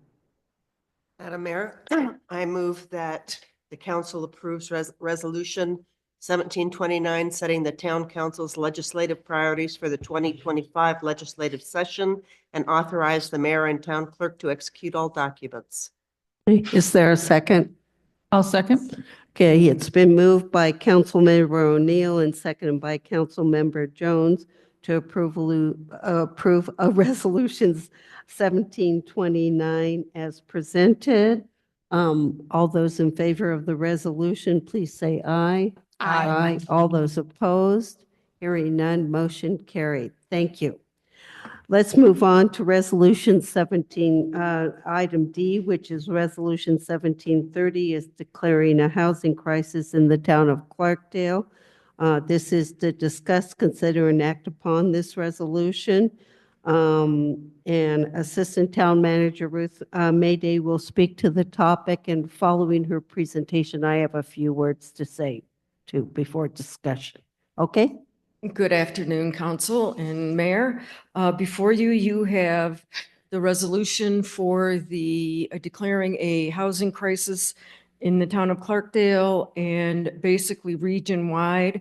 This resolution originated with the city of Sedona, excuse me. As we all know, they're facing a real housing crisis up there with the short-term rentals that are overtaking their community. And while we have been fortunate so far to not have the same impact, it still has nonetheless had an impact on the housing stock in Clarkdale. So the purpose of this resolution is to make the legislature aware of the impact that short-term rentals have on local communities, and asks that they please return control to the local governments, because we better understand the issues in our own communities and the most effective way to manage them. Yeah, I just wanted to add, it wasn't just, the city of Sedona presented this to not just the municipalities within Yavapai and within the Verde Valley. They did to the five county municipalities in the five counties that make up the Greater Arizona Mayors Association. So they did it to a number of us. They are definitely exasperated by the proliferation of, excuse me, my voice is going here. They, somewhere's in the range of 17.75% of their housing stock is being used as in short-term rentals. That's huge. They've got neighborhoods decimated where often a cul-de-sac will have only one house that's full-time occupied. The rest of them might be in short-term rentals. So it has adversely affected them. But other communities that have been affected are Williams, Page, Jerome, that's in the rural areas. We know down in the valley, Scottsdale, Paradise Valley, a number of those communities too. They are asking of all of us to take steps to address this by diligently working to return local control.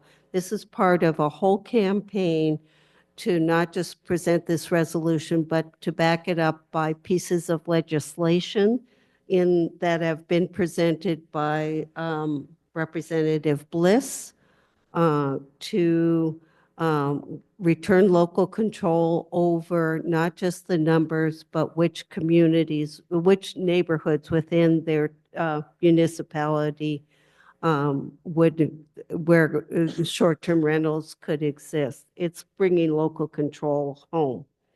As Ruth said, even though we don't have a large increase in short-term rentals, I think our numbers are somewhere as we think, because we don't know for sure. We know we have about 25 registered.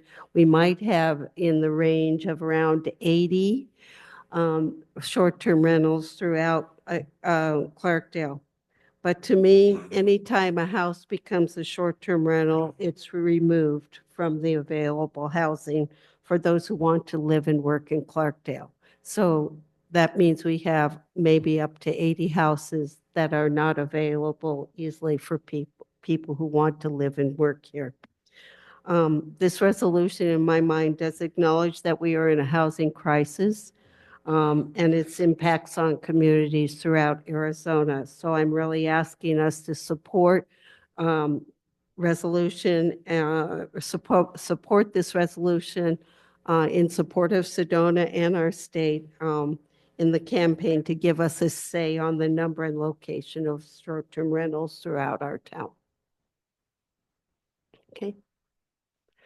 Questions, comments from fellow council members? Yes. I certainly want to support Sedona and other communities. I do not feel comfortable saying that Clarkdale is in a housing crisis because of short-term rentals. Okay. There certainly is a shortage of housing, but I don't know that there's any data to support that it is purely because of short-term rentals, which is named a number of times in this resolution, and I am not comfortable with it. Okay. Is there a word or term? Is it the resolution in general or just the language within the resolution? The language within. So all references to short-term rentals, because I don't believe we have the data to support that. Okay.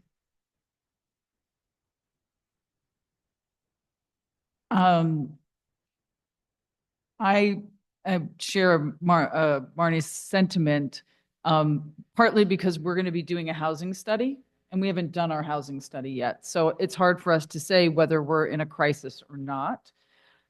I do believe there's an impact for short-term rentals. So for me, sort of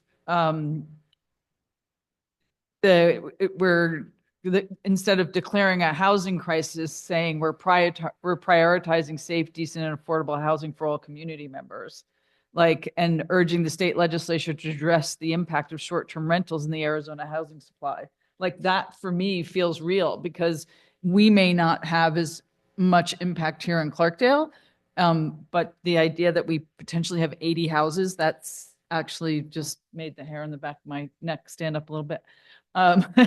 And, but we know that this is a real problem. So for me, it's sort of like, how do we take out the housing crisis piece of it and actually address the issue, which I think most of us agree, I don't want to speak for you guys, sorry. Or I think is, negatively impacting housing across the state. So for me, the resolution of the Clarkdale Town Council, prioritizing affordable housing within our operations to create safe, decent, and there may be a joiner in there that I'm missing, but taking out the declaring a crisis for the town of Clarkdale, because I don't think we're in a crisis. But otherwise, I don't have a lot of issues with the language, but feel free to. Yes. I think that, and you being in real estate know this more than any of us, it's not just taking those houses off the market, it's making the other houses unaffordable because corporations with ready cash can come into a neighborhood and and this is a lot of what happened to Sedona. Donna, yeah. They can, and Jerome, they can immediately purchase the home with the intent of making it a short-term rental. That takes it out of the hands. And so I think that I don't disagree that rewording is appropriate, but I don't want to lose sight that it's part of a whole. Mhm. Thank you. As we have water flying, yes, yeah. So my thoughts are multifaceted here. Okay. I'm about local control and retaining that. That's very important. I'm also about property owner rights, and I think that that's important. And I have to agree with Councilmember Babbitt Pierce that we don't have any conclusive data, and I think the housing study will give us some of that. I mean, I heard a sway right there of 25, maybe 80, maybe. Do we really understand what the full scope of the problem is? I have seen a number of articles recently about short-term rentals and how the occupancy rates have declined steadily. And I've seen personally people in town that have had short-term rentals and have converted them to long-term rentals. And I think that that will happen organically, just through the course of the economy. So at this point, again, I really hesitate to say that we have a housing crisis, certainly not an emergency. I do want to support our neighbors and again, retain local control. And I think that we saw some of that, was it last year, when we were able to put in some controls in place through registration of the short-term rentals and contact information and safety information. So I think that this is a bit of an overreach.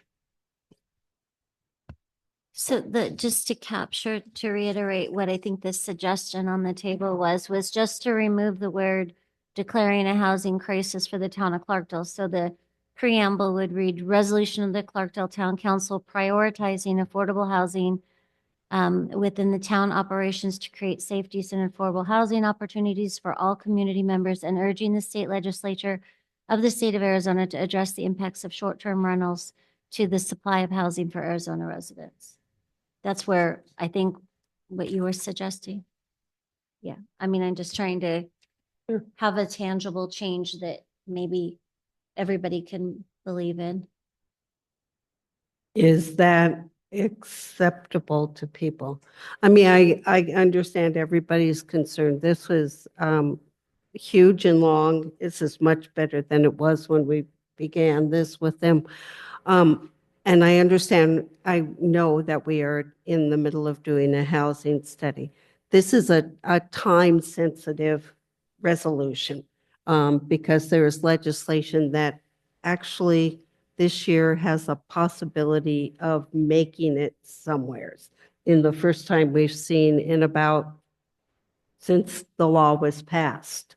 Not just because Senator Bliss or Representative Bliss is backing it, but we've seen some support show up out of the Senate, including looks to be our own Senator Senator Finkham. So might be of support to it. It's basically to give local control. I think all of us know short-term rentals are not going to go away. All of us have enjoyed them and used them throughout the country.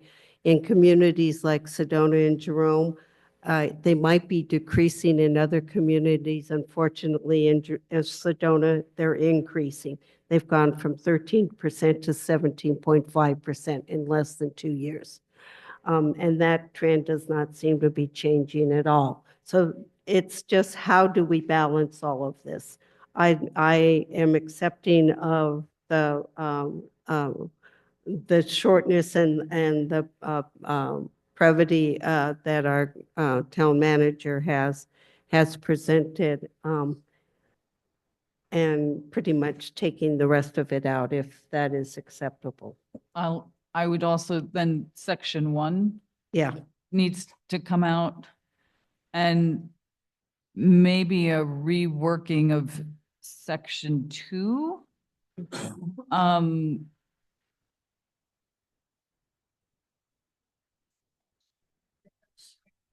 The first one. So under all the whereas, There's, Be it under all resolved. the whereas. the very end. There's Okay. lots of whereases, under the whereases. Believe me, there were a lot more. Yeah. Under the whereas, there's section 1, 2, and 3. Yes. And I think like section 1 could come out because that's us declaring the crisis again for the town, which we all recognize we don't actually have the data to support that. And then section 2.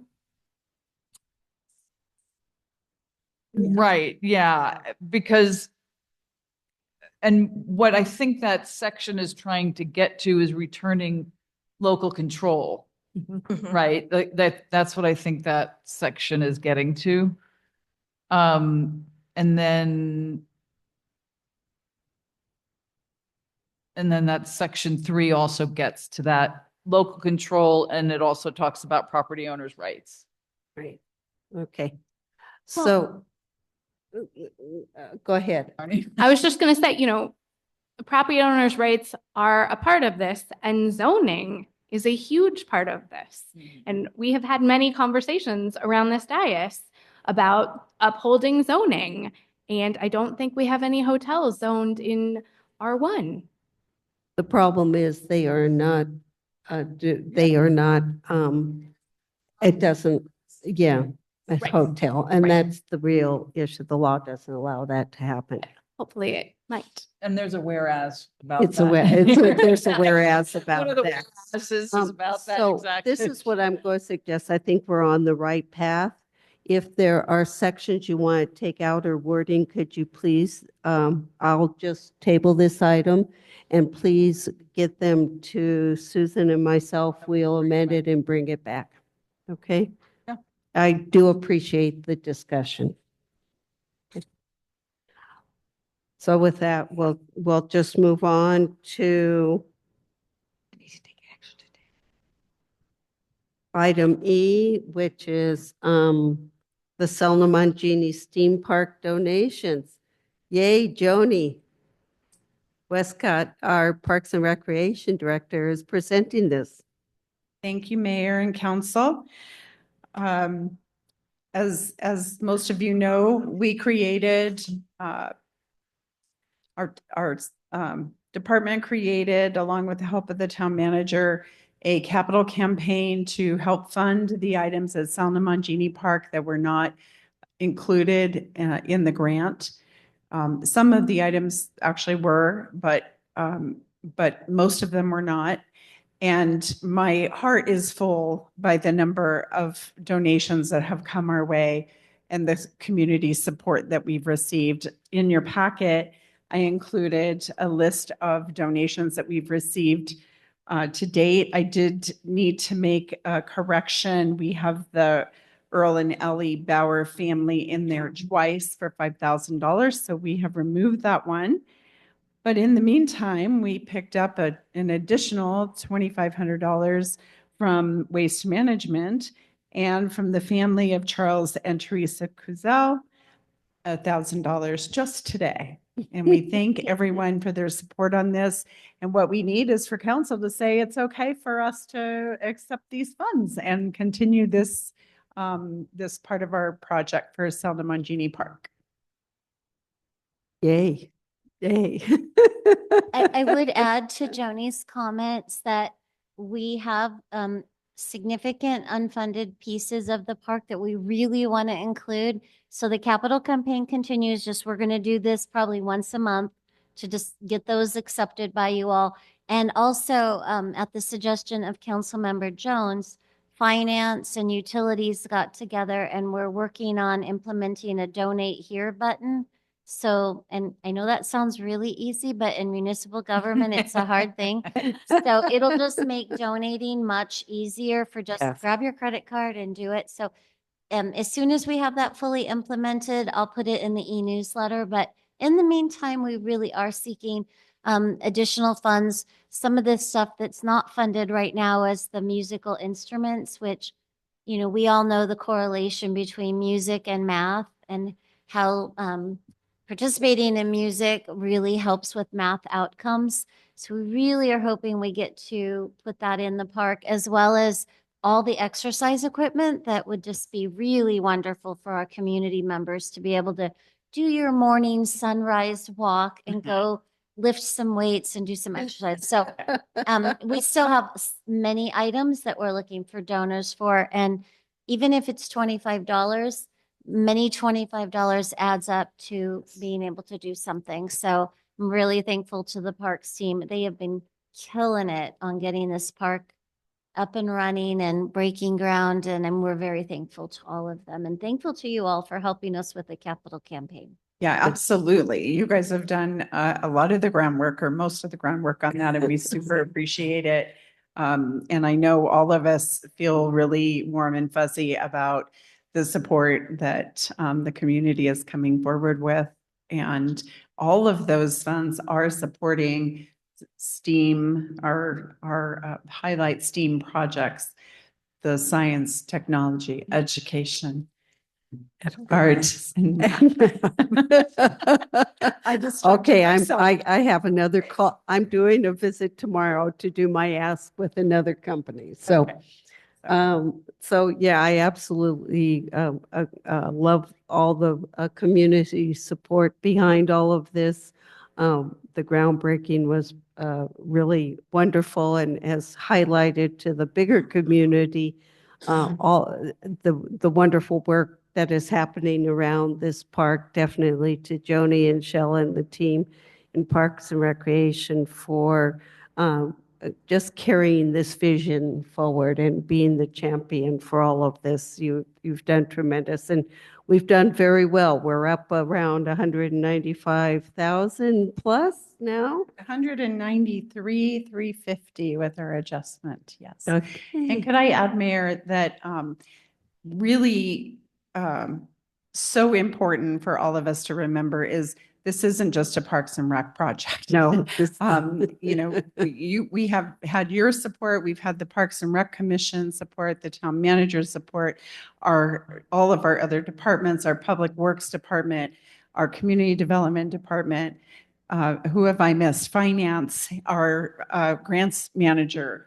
All of these people have been integral in us getting anywhere with this project. So I just want to recognize all of our team and our people for that. Thank you, team. Yeah, absolutely. And to the community partners that gave above and beyond for all sorts of parts of it, the businesses and companies involved in the building of the park, yes, they're getting, you know, we paid them for some stuff, but they gave stuff back to us too. So that's really, that's the extra that makes this park absolutely a wonderful addition that's on its way to, for all of us. So other comments on this? If not, I'll take. I'm Yeah. looking forward to the donate button because I'm. Yeah, I think the donate button is terrific. Absolutely. Thank you, staff, for putting that together because I know that's not an easy process. But But send a check if you can, because then we don't have to pay the credit card processing fee. Madam Mayor, will you accept Yeah, I the sure will. motion? I move that we approve the acceptance of donations from the community and local businesses for the Selma Mangini Steam Park project. Okay, is there a second? I'll second.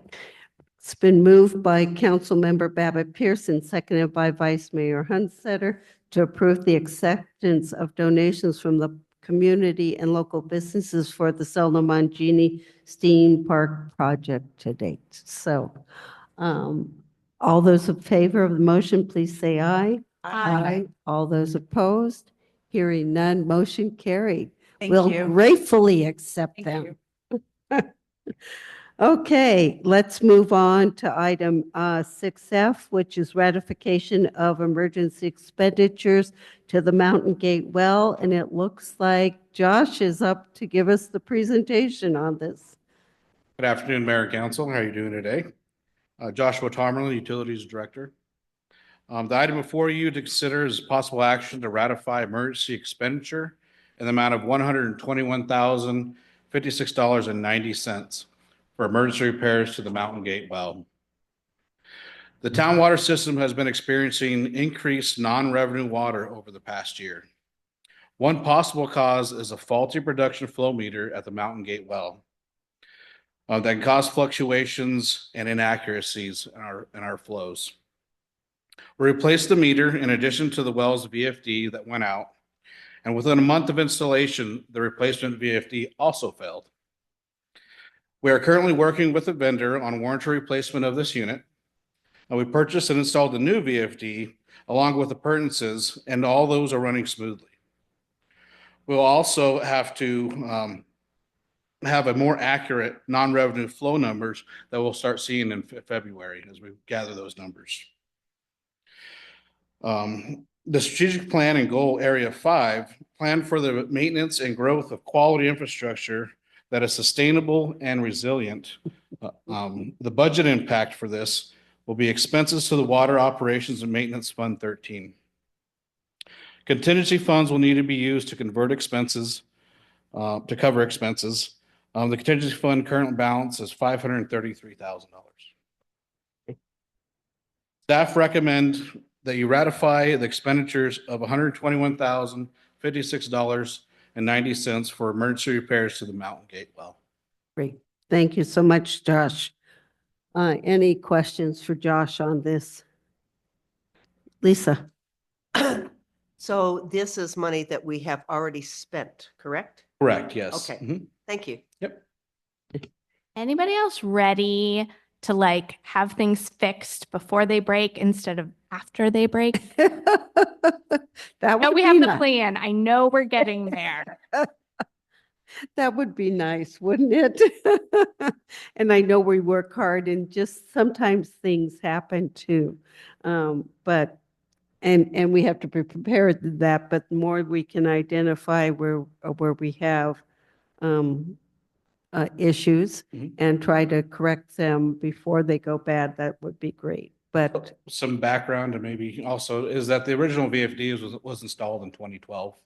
So it was already hitting the end of its life. We were already looking at getting quotes when this actually happened. We met with the vendor a week before and it happened to go out the week later. But any of this stuff really helps. The new flow meter is a lot more accurate compared to what we had before. It's within 0.5% accuracy. It also allows us in the future to be able to take software, connect up to it, and check that everything is working. So instead of having to bring in a vendor that'll check this, which is usually around $1,200 a month, $1,200 a check, what we'll be able to do is do that for free now for us and be able to do third party, which is required by ADAQ. yeah, so this really is a good upgrade to the system. Yeah, even though it was emergency, it's like a battery on your car, right? It says it's Correct. 3-year warranty. It goes out the day after 3 years. Yeah, and although it was emergency, we also utilized the time that we had down, and because we have to order it, it's got to come in. We also looked at all the other appurtenances that were there that were ready to be replaced and did this all as one project so that we're not having to keep coming back all the time. And so this is one full solution that we're able to provide so that now we're set for the next, 15 or 16 years before we need to start looking at replacing something. I just want to say, I feel like I'm being more, thank you. Marty's always a good one at saying thank you, but it is hard and it's frustrating. I can imagine it's frustrating to put in a new part and then a week later it go bad. I mean, but I just had this happen on a house that I'm selling on Main Street where one thing went wrong, which led to another thing going wrong, which led to another thing going wrong, especially with aged parts. So that is, I'm glad to see that you're saying, hold on, while we're doing this, let's do the stuff that's connected to it. And make sure that we have a timeline then for what Right. this whole unit should last for and not cobble together pieces that are going to age out at different times, because that's just going to be even more frustrating for you. So Correct. And this enabled us to also get some spare parts like fuses and transducers and stuff like that. The little parts that end up going out and you have to order on emergency. We got extra spares as we were ordering these in so that we able to catalog those and keep those on site, and a lot of our employees there to see actually how this whole thing is put together. And so they have buy-in and they have an accurate knowledge of actually what went in and how. yeah. Right. thank you. Susan. I just really, can't let him sit down without really recognizing Josh. He's very new to our organization and has, between he and Lou really dug in. We have their master plan draft that's just about done.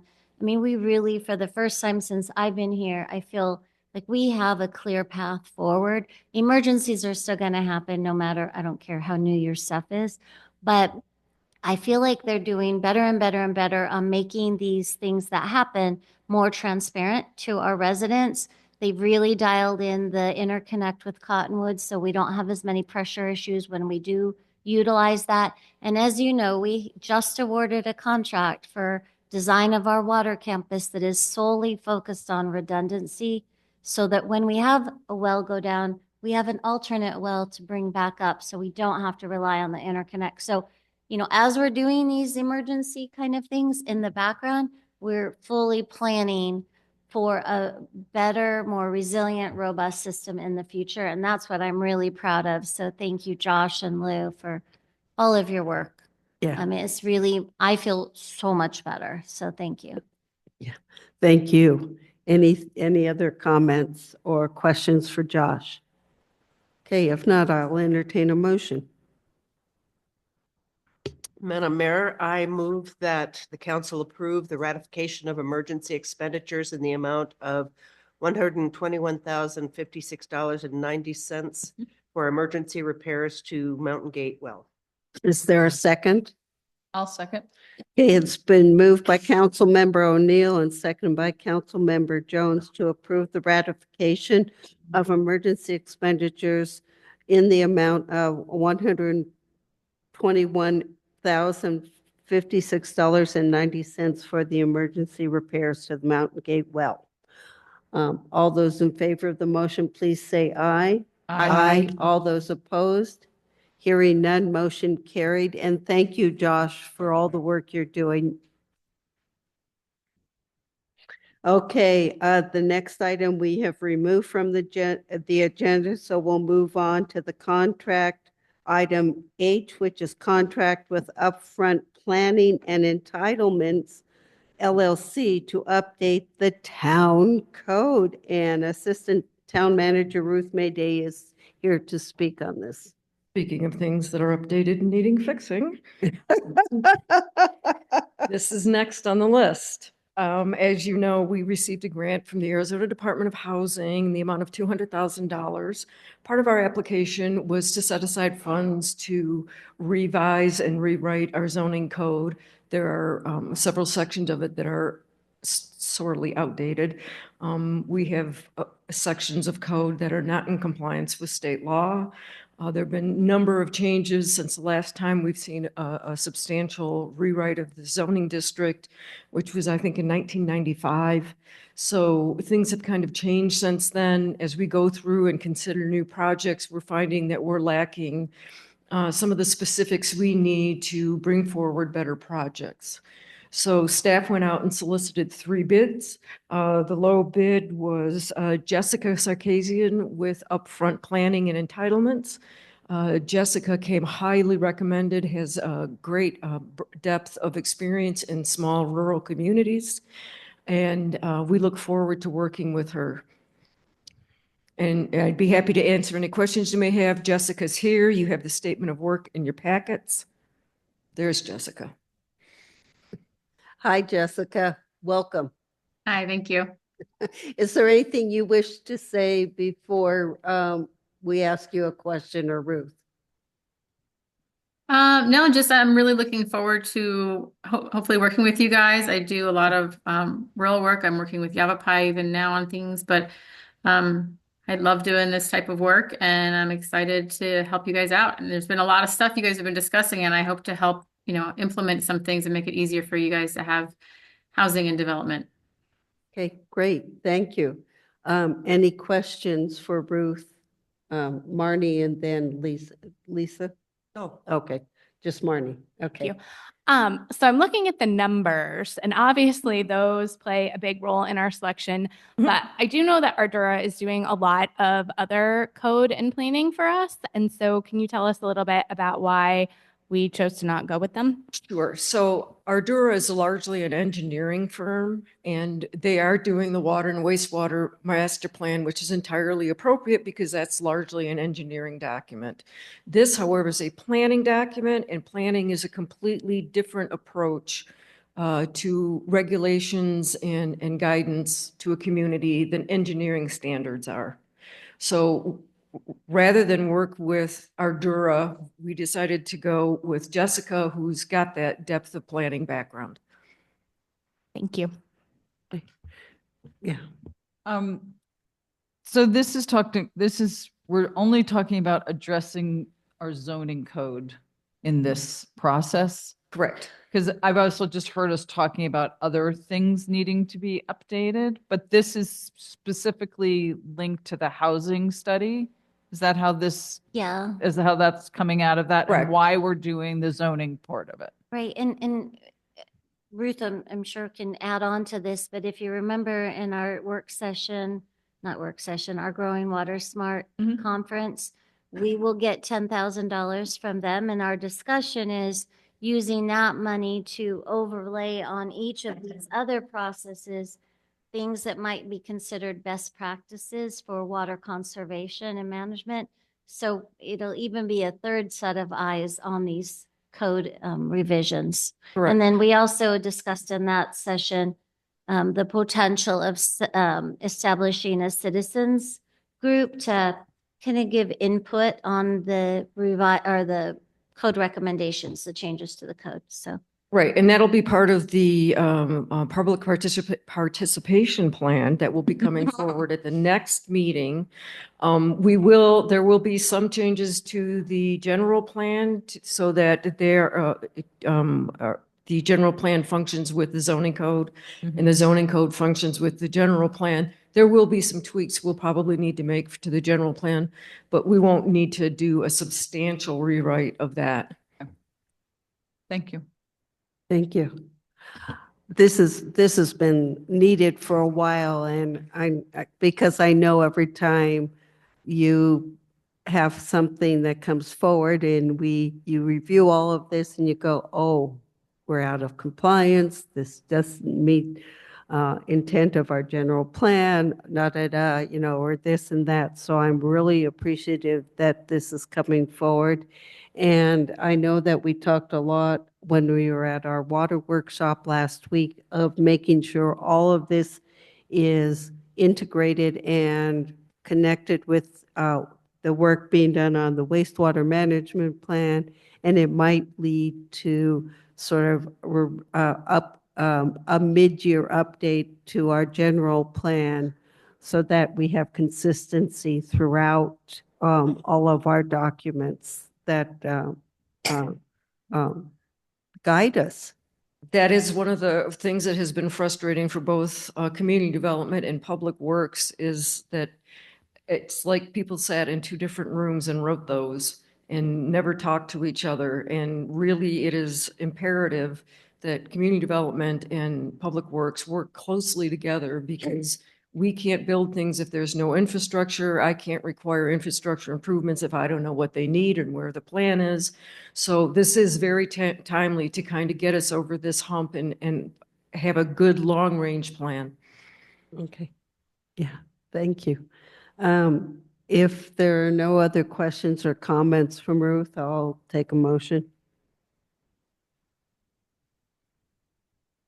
Do we want the value in the motion?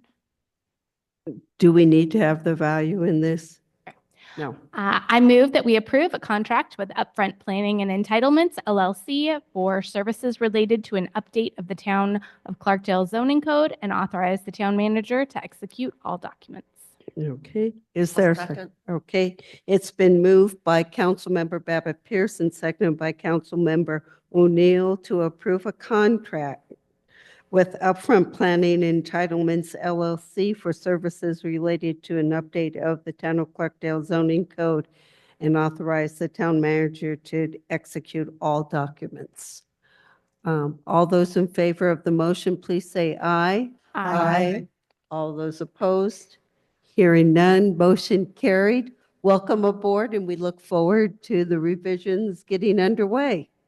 Thank you, guys. So see you soon. Okay, thank you. Thank you very much.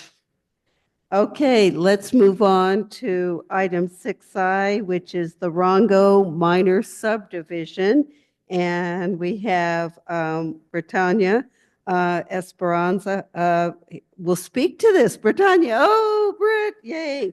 afternoon, Mayor You and get to Council. present this. Thank you. Thank you. So before you have a minor subdivision application, staff has reviewed this and looked this over for the last several months now. We have received all comments back from APS, fire. They've approved everything in this within this application to their standards, and this application meets all requirements set forth in our zoning code. Like I said, it's a minor subdivision. And really it's short and sweet. That's really all I have, unless you have any questions for me. Okay.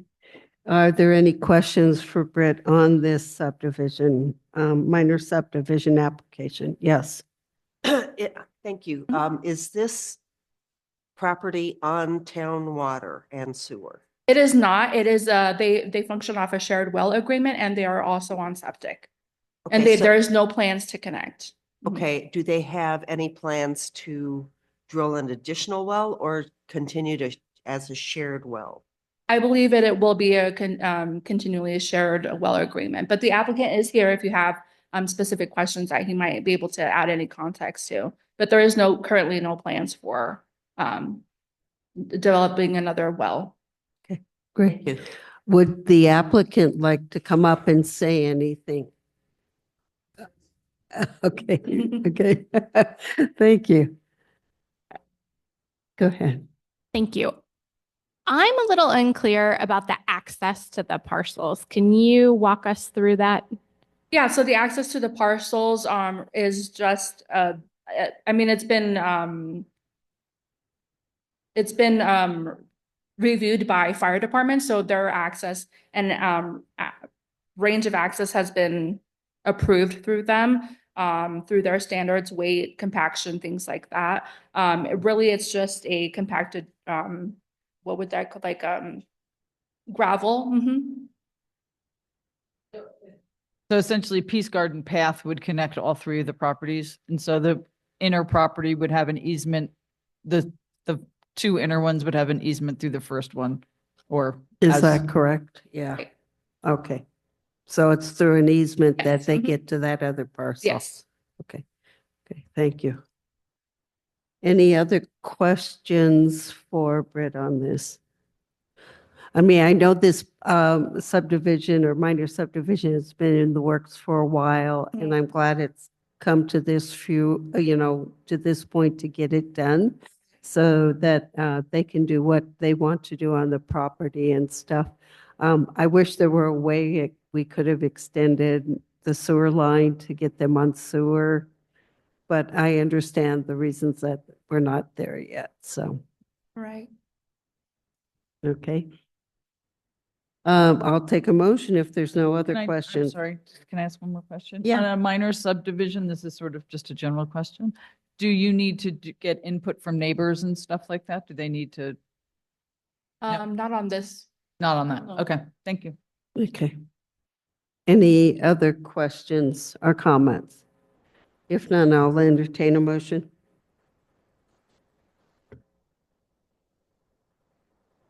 Madam Mayor, Mhm. I move that the council approve the application from Joseph and Jamie Rongo for a minor subdivision of their property for the purpose of creating 3 parcels. Okay. Is there a second to that motion? I'll second. Okay, it's been moved by Councilmember O'Neill and seconded by Councilmember Babbitt Pierce to approve an application from Joseph and Jamie Rongo for a minor subdivision to their property for the purpose of creating 3 parcels. Okay. Any other comments? Okay, hearing none. All those in favor of the motion, please say aye. Aye. All those opposed, motion carried. Okay, there you go. We're on to item 8, which is, just have to make sure. The next item, which is future agenda items. We have the list in front of us coming up for our next meeting. There's a number of items that are proposed for the next meeting on the 11th of February. So any other items that we're missing? Actually, I had a comment, simply because it was talked about, but I don't see any forward motion on this. So could the next agenda have the Pledge of Allegiance on it and going forward? Okay. Pledge of Allegiance. We had talked about that. If she would like to have a discussion on that, okay? Discussion or just added? That was part of our conversation with the land acknowledgement. Right. I think it's a bigger conversation than just that one item. Just that one item, I believe. No, that item was brought up in relationship to other items, so I don't know if we bring up just that one item, or do we come back to the whole agenda item? Yeah, it was part of the discussion on the land settlement, or excuse me, the land acknowledgements.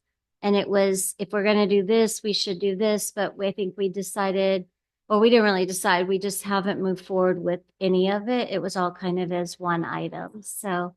This can be brought up as a separate item, separate to the land acknowledgement. It doesn't, this has been asked to be brought up. Okay. We will add that to the agenda. Okay. Any further agenda items? Yes. To clarify, are we just adding the Pledge of Allegiance at this time and not for that one item? Okay, I'm just to clarify. Thank you. Okay. Anything else? Any other agenda items to add? Okay. Hearing none, why don't we move to a motion to adjourn? So moved. Is there a second? Okay, it's been moved by Vice Mayor Hunstetter and seconded by Councilmember O'Neill to adjourn the meeting at 5:18 PM. All those in favor of the motion, please say aye. Aye. All those opposed? Hearing none, motion carried. Thank you. Thank you. How's your voice doing?